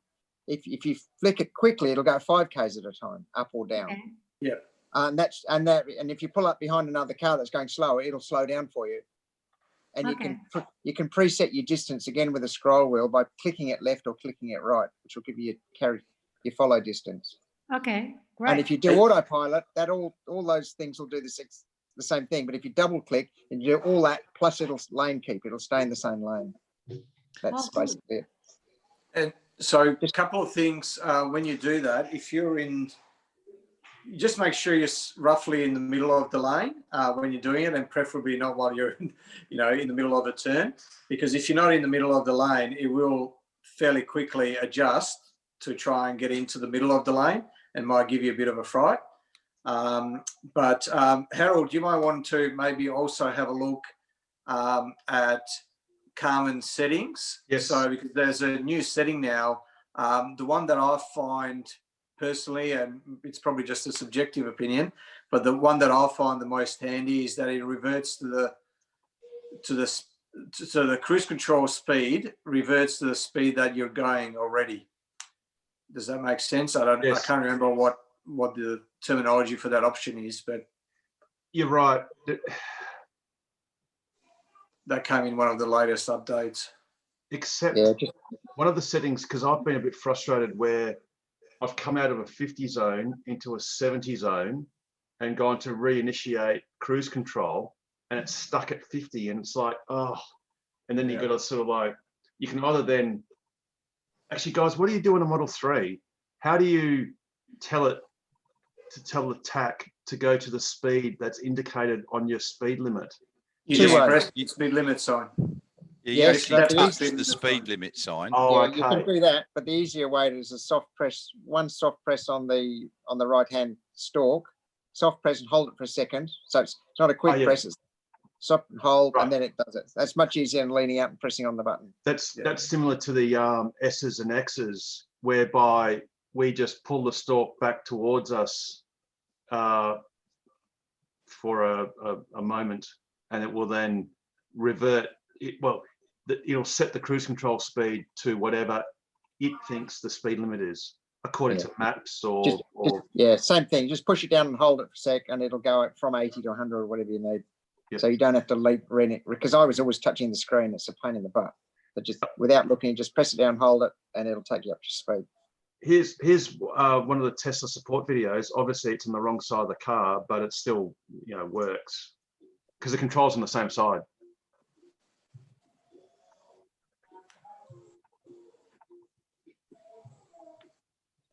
Have you guys found that it'll go for ages and ages without nagging you now? I found the opposite actually. I was going to get up on when was that, on Australia Day, yesterday, and it was just the blue background was flashing a lot more. Wasn't even 5 or 6 seconds, and it'd be flashing. I still had my hands on the wheel, but it just couldn't detect pressure on the wheel. Kept on. Mine's got very nice to me. The other thing, Carmen, is that anytime, like cruise control in the old cars, you put your foot on the brake and it overrides it. Yeah. Same in this. And if Got that. you're in auto steer and you think, oh my goodness, you just take over and it'll take over and it'll just drop out. So you're always. But the important thing to know is if you override autopilot with just the steering wheel, what it will do, it will drop you out of auto steer, but cruise control will remain on, and that can throw a few people. So it's probably better practice, to press the brake as well, and that way you've got full control over the car. You can also put the stalk upwards, and that cancels it. True. Oh, okay. Oh, cool.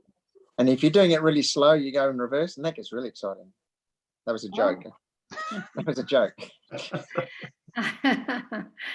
Well, I thought that the car had a function where it picked up the speed on the road. Yeah, sometimes it does, sometimes it doesn't. But yes, it's not consistent. No, it's pretty random. Yeah. So I wasn't sure whether I just did a wrong function. No, you haven't broken it. Frustratingly, around town, it generally refuses to alter its speed up and down according to the speed limit. No, I wouldn't do it on around the roads, mainly on the freeway. Yeah, but in once you get out of the road city, areas, out of the city, it does it perfectly. Oh, okay. And the cool thing is, say if the speed limit is 110, but you chose in that 110 zone to say only do 100, when it comes up to the town and it sees an 80 sign and a 70 sign, it'll slow down. The only thing is it actually starts slowing down once it passes the sign. And of course, legally, you're required to do the speed limit before you get to the sign. So that's a little bit of an anomaly. Yes, The cool thing Sergeant is- White has caught up with me. Yep. But the cool thing is, once you go through the town, it will also increase the speed to say 70 or 90. And then when it gets to the 110 sign, if it remembered that you were doing 100 in a 110 zone, it will only go up to 100, which is really clever, really good feature. Yes. But for some frustrating reason, it somehow defines the Perth or Greater Perth as some sort of restricted area where it just doesn't do that by policy. But for instance, in Geraldton, I think it would do it. And certainly the small towns like Margaret River and all that down south and up north, it does it brilliantly well, but just not in Perth, where we use our cars the most. Maybe too much traffic. it's just setting the speed limit. It's nothing onerous because if there are slow cars in front of you, it'll just match their speed anyway. Mm. So it's just a weird policy thing that I don't know. And Tessa's done this for years. Worked brilliantly in the outback, or well, small towns, but not in Perth. And another niche thing is, so let's say you're going in a 70 zone and there's some roadworks and there's a little 40km/h sign. So it gets its speed from both the map, but it also reads the traffic sign. So it will slow down for the roadworks for the 40km speed limit if it sees it or if it recognises it. But one type of sign that it never recognises, I've never had any luck with it at all, is the digital ones, is the LED ones. So even though the LED ones are 3 or 4 times the size and they're bright, it just doesn't pick those up. So I don't think it's been programmed yet to pick those LED ones up yet. And it doesn't pick up the smart freeway signs either. Although sometimes it can think that they are red lights and freak out slightly, or it doesn't slam the brakes on, but it momentarily goes, oh, I think there might be a red light or a intersection coming up on the freeway. And I think Nigel's also mentioned before that it sometimes picks up the red light for the trains on the train tracks. Yeah, the freeway. frequently. I've noticed we have a lot of roadworks around the area, and I've noticed it somehow picked things up that I didn't think were a danger, but it starts beeping and red comes beside the normal traffic. Could be some sort of roadwork stuff. It picks up the witches' hats. And Okay. I think sometimes it infers, I think there's a policy, if it picks up a lot of witches' hats in a certain circumstance, it restricts the speed to 40 k's an hour. Mm-hmm. Yes. I don't think it's because it's picking up any signs, because some of those roadwork signs, it won't pick up if they're too low. Mhm. And if they're too high, it won't. So maybe those LED signs, or if they're too big, it just doesn't think it's a sign, even though it is one. Mm. It has picked up the little signs that are, just the portable ones. Yep. For the roadworks. So it's picked up the little 40km signs for me. Yeah, me Yeah, it too, but does not for me, but always.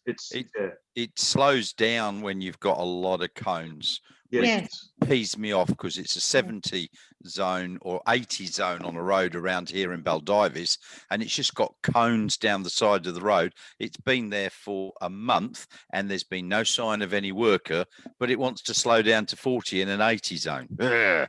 And the way you get through that is on autopilot, it often refuses to go faster than that limit unless you put in an offset. But what you can do is just click off autopilot and just use TAC, the cruise control. And the cruise control always lets you vastly speed. Yes. Depending on what, contrary to what it thinks the speed limit is. But sometimes autopilot, and I don't know if any of you people have had it down south, there'll be certain roads that are sort of like unmapped and the default limit is like 50 k's an hour. And that's what autopilot will refuse to go faster than 50. So you got to like click it off and just use cruise control. Or sorry, you either use your right foot to override it, but then it's hard to control your speed, or you just use cruise control and have to steer instead. So you either give your hands a rest or your feet a rest, but you can't do both. But anyway, that's a classic first world problem. Anyway, cool. So, but yeah, we'll definitely go for a spin, Carmen. Yes, no, that'd be great. Cool. Yes, Pete. I just wanted to mention at the Motorplex tomorrow, 5:30 to 7:30. Oh, cool. That's what's on. So the green. Oh, sorry, you're breaking up there. Yeah, a few of those are going to go down. So yeah, feel free to come down. So you I don't know if anyone else heard that properly. All I heard was I didn't. garbled. It was just like the internet was stuffing up. So can you please repeat that, Pete? Sure. So tomorrow at the Kwinana Motorplex between 5:30 and 7:30, Jürgen and Helen's green team will be racing. That's a Model 3. Yep. And there's a few Tesla drivers that are coming down as well to support the car. So yeah, feel free. It's free entry. So he's going to be racing, doing at least 3 races, I think. So yeah, between 5:30 and 7:30 Awesome. at Kwinana Motorplex. Fantastic. Fantastic. I'm not around then, but I'll try it sometime to have a look. Yeah, it's just great to see EVs, you Yes. know, challenging all those conventional fuel cars. It's awesome. Well, he seems to be coming fourth, but so that's all the classes bunched together. But the 3 cars that are in front of him are heavily modified. And they're not So, actually Targa in the compliant. Targa West. Exactly. Yeah. So is it the track strip, Pete, or the track or the speedway track? It's on the track strip. So They're Peter, doing- you broke up. You're doing, they might be doing the rally sprint course, which is all around the place. So the car park on the drag strip, and I used to do that. Yeah, that's correct. Yeah, so You one like of to them is you go through the tunnel, don't you? You go through the drag tunnel or something. Is that right? Yeah. You Yeah. do. You go along the drag strip, then you turn around, come back again, and yeah, all Up the through the return car road. park, and yeah.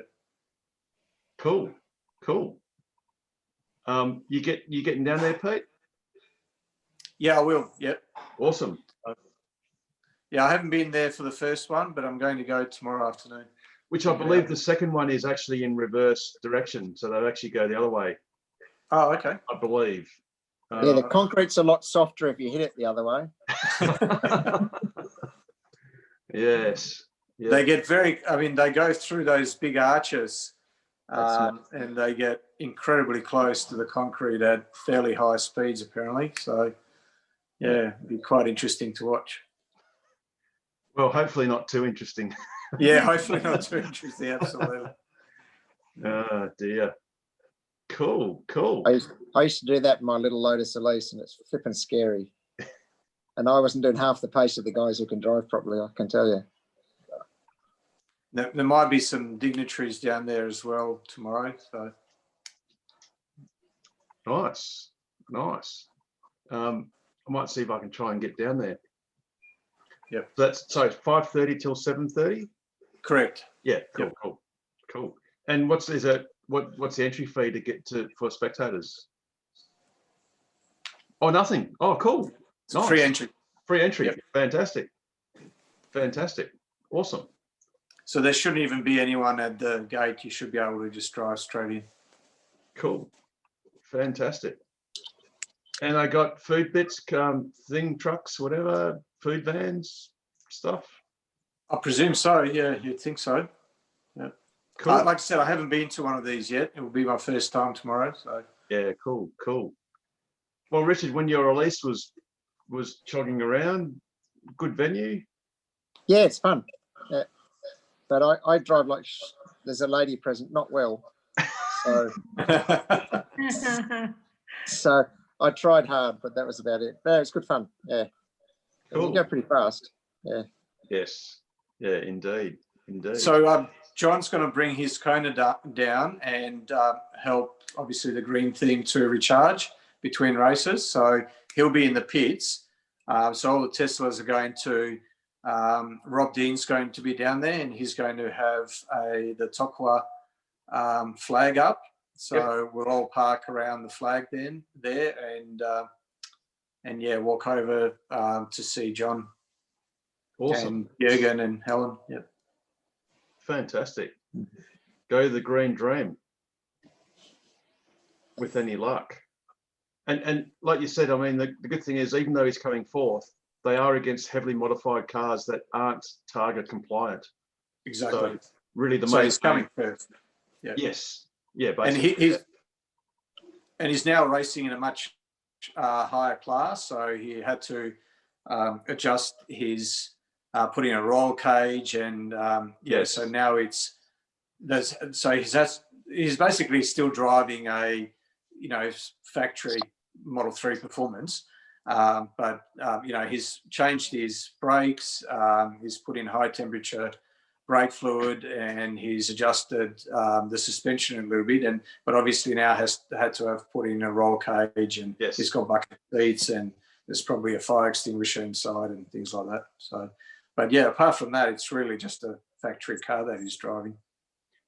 He's done nothing to the exhaust. Absolutely nothing. Yeah. Yes. And that fire extinguisher is in case he has a crash and the petrol catches fire. That's the one. No, apparently, I was talking to one of the guys who races all the time, and he said this fire extinguisher is not to save the car if you're in a petrol car; it's to save yourself, which I didn't realise. So you got time to get out. Yeah. So, yeah, absolutely. It's just to cool down the area where you are until the marshals can get you out. Yeah. Or yourself. You can also use it to smash the windscreen if you need to. No. You can't open it. oh joy! I crawled out of my lease when I rolled it. The passenger side window broke, and I just crawled out. It was great, no problem. It's a surreal experience, that I can tell you. Yeah, absolutely. And you didn't even have to have lots of beers to enjoy that experience. Not at 2:30 in the morning. I didn't. No. No. Oh, dear oh me. It must have been the Le Mans you were driving in. A wet night, betting in some piston rings, and that didn't work, did it? Anyway. Never mind. R.I.P. Elise. It's all worked out well, because then I bought the Evora, and then I sold the Evora and bought some Tesla shares, and the rest is history. Yeah, but how do you feel in selling those Tesla shares to buy your car? I didn't. Oh, well, that's all right then. Yeah, no, they weren't worth anything when the time came around to buy my car, so I hung on to them.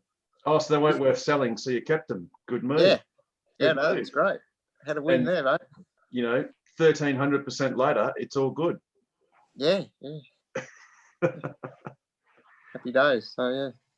Okay, guys, I'll be off now. So next week, see you then. Yes, after the quarterly earnings call, it'll be awesome. Yeah. Take care, Nigel, and say hello to Linda. Yeah. All the best. Have fun tomorrow night, and I hope he wins. He'll win our hearts anyway, that's all. Oh, I've Nice just guy. lost focus. Oh, how do I do that? Oof. Sorry It's about that. all that alcohol. See ya. I'm off. Bye. All right, see you, Richard. So, Richard. Cool. So we're just waiting for the share price to recover there, Pete, but it's sort of looking a bit saggy at the moment. But Yeah, it's all right. We'll. it'll be It's all going right. to be very temporary before just after market close, a few minutes after, we should get the earnings. So Oh We yes, so that'll definitely be. don't want it to go up. Some of us are still trying to buy. Look, what is it? The information in today's program is of a general nature and not specific personal advice. And anyone that needs personal advice should seek the advice of a professional. But one should go to one stockbroker and say one wants to buy one type of share. He And got back that from, he only stockbroker- came to work yesterday. He's been on holidays until we're on yesterday. stress leave because Tesla keeps going up. Yeah, and he said he's never seen anything like this in his 25 years. And Yep. Tesla has made a fool of him. And he's having a chat with me tomorrow. Well, you know what you should say to him? Carmen, You should say, I wanted to buy Tesla when they were 660 to well, be exact. pre-split, because you wanted to buy Tesla, maybe a year ago, say. No. Well, I actually, there were 600, just over 600 when I asked him. And I do check it every day. So all you need to do is say go to your stockbroker, and say, it's all good. You're all forgiven. I want to buy 20, 30, 50, whatever shares, whatever you wanted to buy. And it's okay because I'll give you $600 per share and you can just buy them for me because it's all good.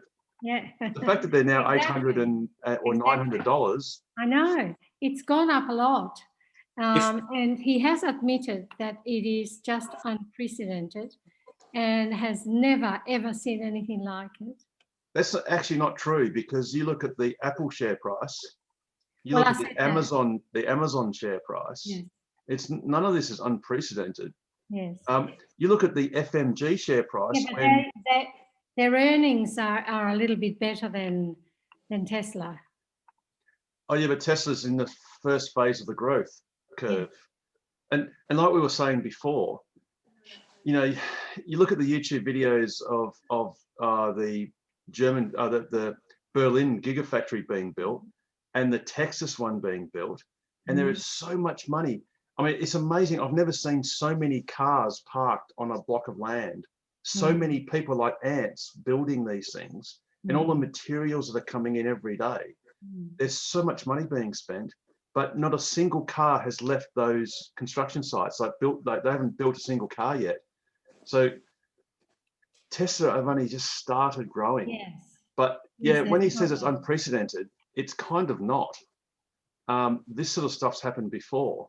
And like I said, even FMG, which is just a basic iron ore miner, you know, back in 2009, they were about $1.02 per share over Christmas. 12 years ago, and now they're about, well, today they're about $23. So that's 23 or 24 times. You know, none of this is unprecedented. It's just that unfortunately many stockbrokers, they just presume that, oh, it's just a car company, or, you know, the number of times Apple were going to go broke, and they probably almost nearly did go broke several times. And people famously said at the turn of the century with the tech wreck, oh, you know, Apple's gone, so-and-so's gone. Well, Apple's now worth $2.4 trillion. Yeah. You know, when they were going to touch $1 trillion, everyone goes, oh yeah, they hit it, and then they're just going to fall back and never get to $1 trillion ever again. Yes. And now they're at 2.4 trillion. Yes. It's the excuse is around the valuation, that you can't justify the valuation. And look, there is no one can argue with you that Tesla shares are expensive. But you know, if you think about it this way, you know, there's a reason why they're expensive, because they're sought after, and there's a reason why they're sought after is because people can see, you know, that EVs are going to, it's the potential, and it's also the supply and demand. And since the Chinese have taken over, I can't see how it's going to go down at all.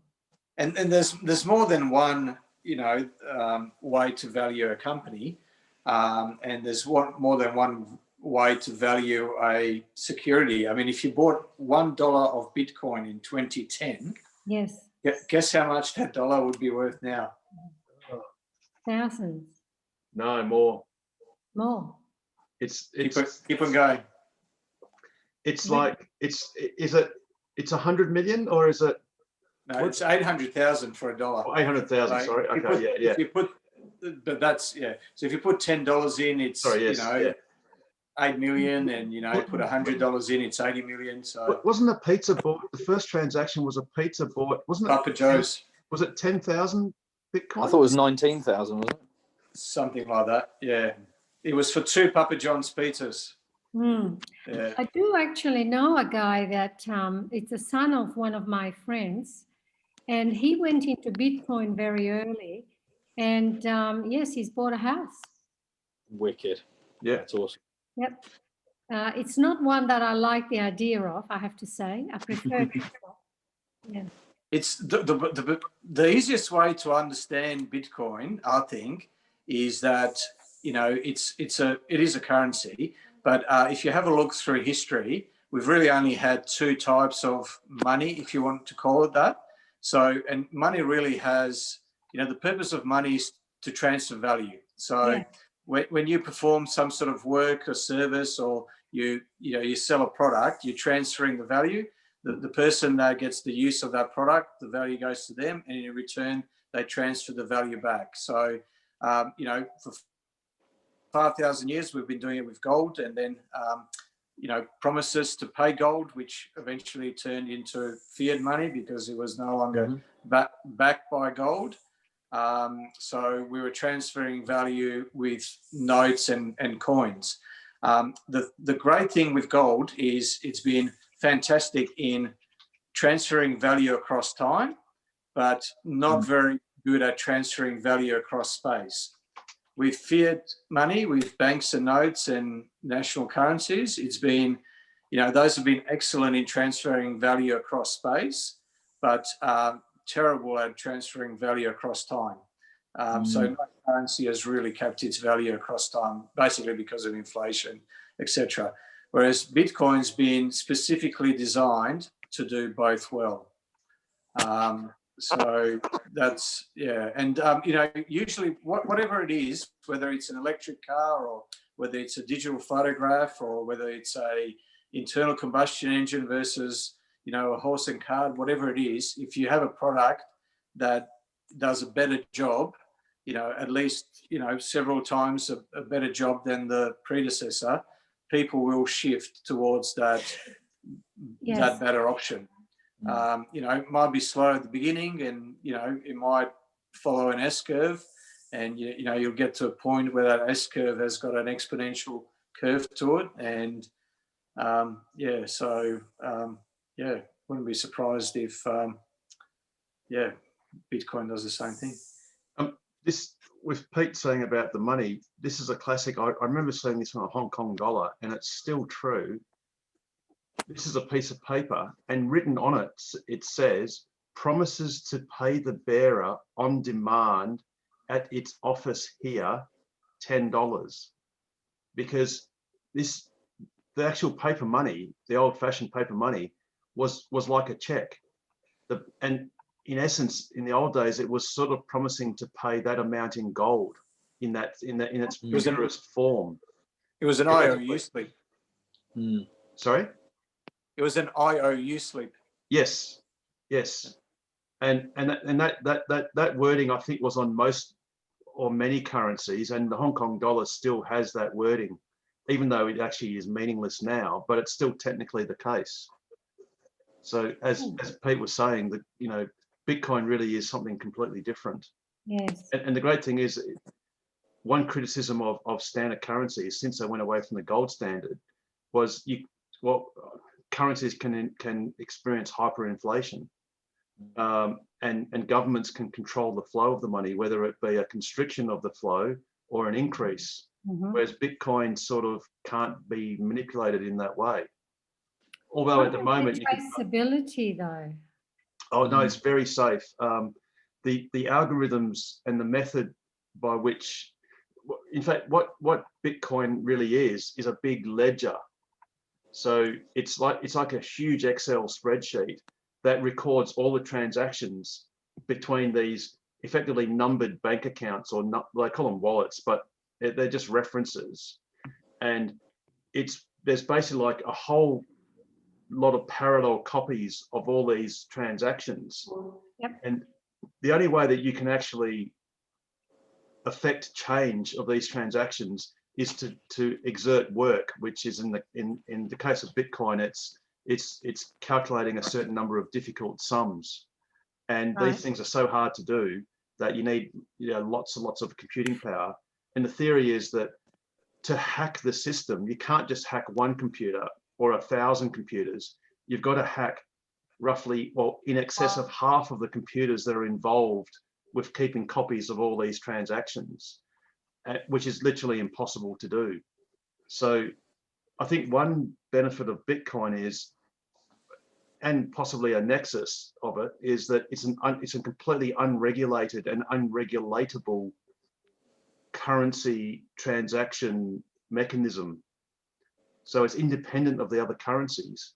And in that case, it could possibly become the default currency because it's the only one that no single government can manipulate.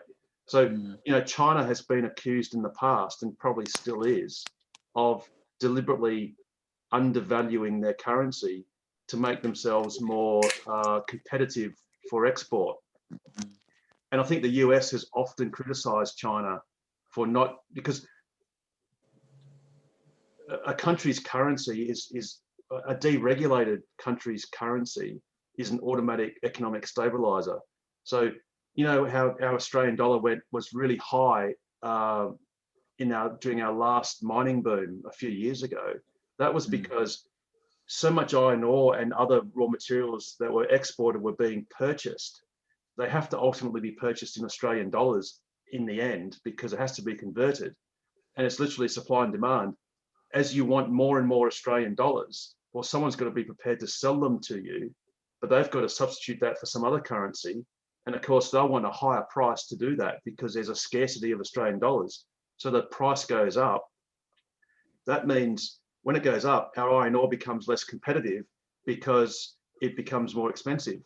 And then basically that means our economy then gets suppressed because we're not as competitive as other countries. And the reverse, if we're in a big recession, our currency devalues and our exports become a lot cheaper and our imports become dearer. So it all sort of works. But if there are countries like, say, China and others that might manipulate their currency to their benefit, that's sort of unfair and distorting. Whereas Bitcoin, in that sense, you can't manipulate because it is what it is. So I guess there's one theory is, well, maybe Bitcoin might become a default currency. Because, you know, at the moment, the default currency is the US dollar. You know, and whether that's right or not, it's just a historical thing. A reserve currency. Yeah, even though, you know, they may, and you know, and in the US they're printing money like it went out of fashion, literally. And that, you know, I don't think they've had a budget surplus. I don't think, well, not this century, and I don't think for most of last century. So they're borrowing money, you know, left, right, and center, or just inventing it. But yeah, Bitcoin's interesting. I read somewhere, I'm not sure if this is right or not, it was a while ago, that the average lifespan of the average currency is, you know, 100 years or whatever it is. Sorry, 70 years, something like that. The US dollar is now over 100 and the Australian dollar would be approaching that too. So, you know, the theory is that, you know, fiat currencies have got 100% failure rate. So the ones that haven't failed just haven't failed yet. So and they all seem to suffer the same fate, which is, you know, it's too tempting because you can invent money out of nowhere. It's too tempting to solve every problem by printing more cash.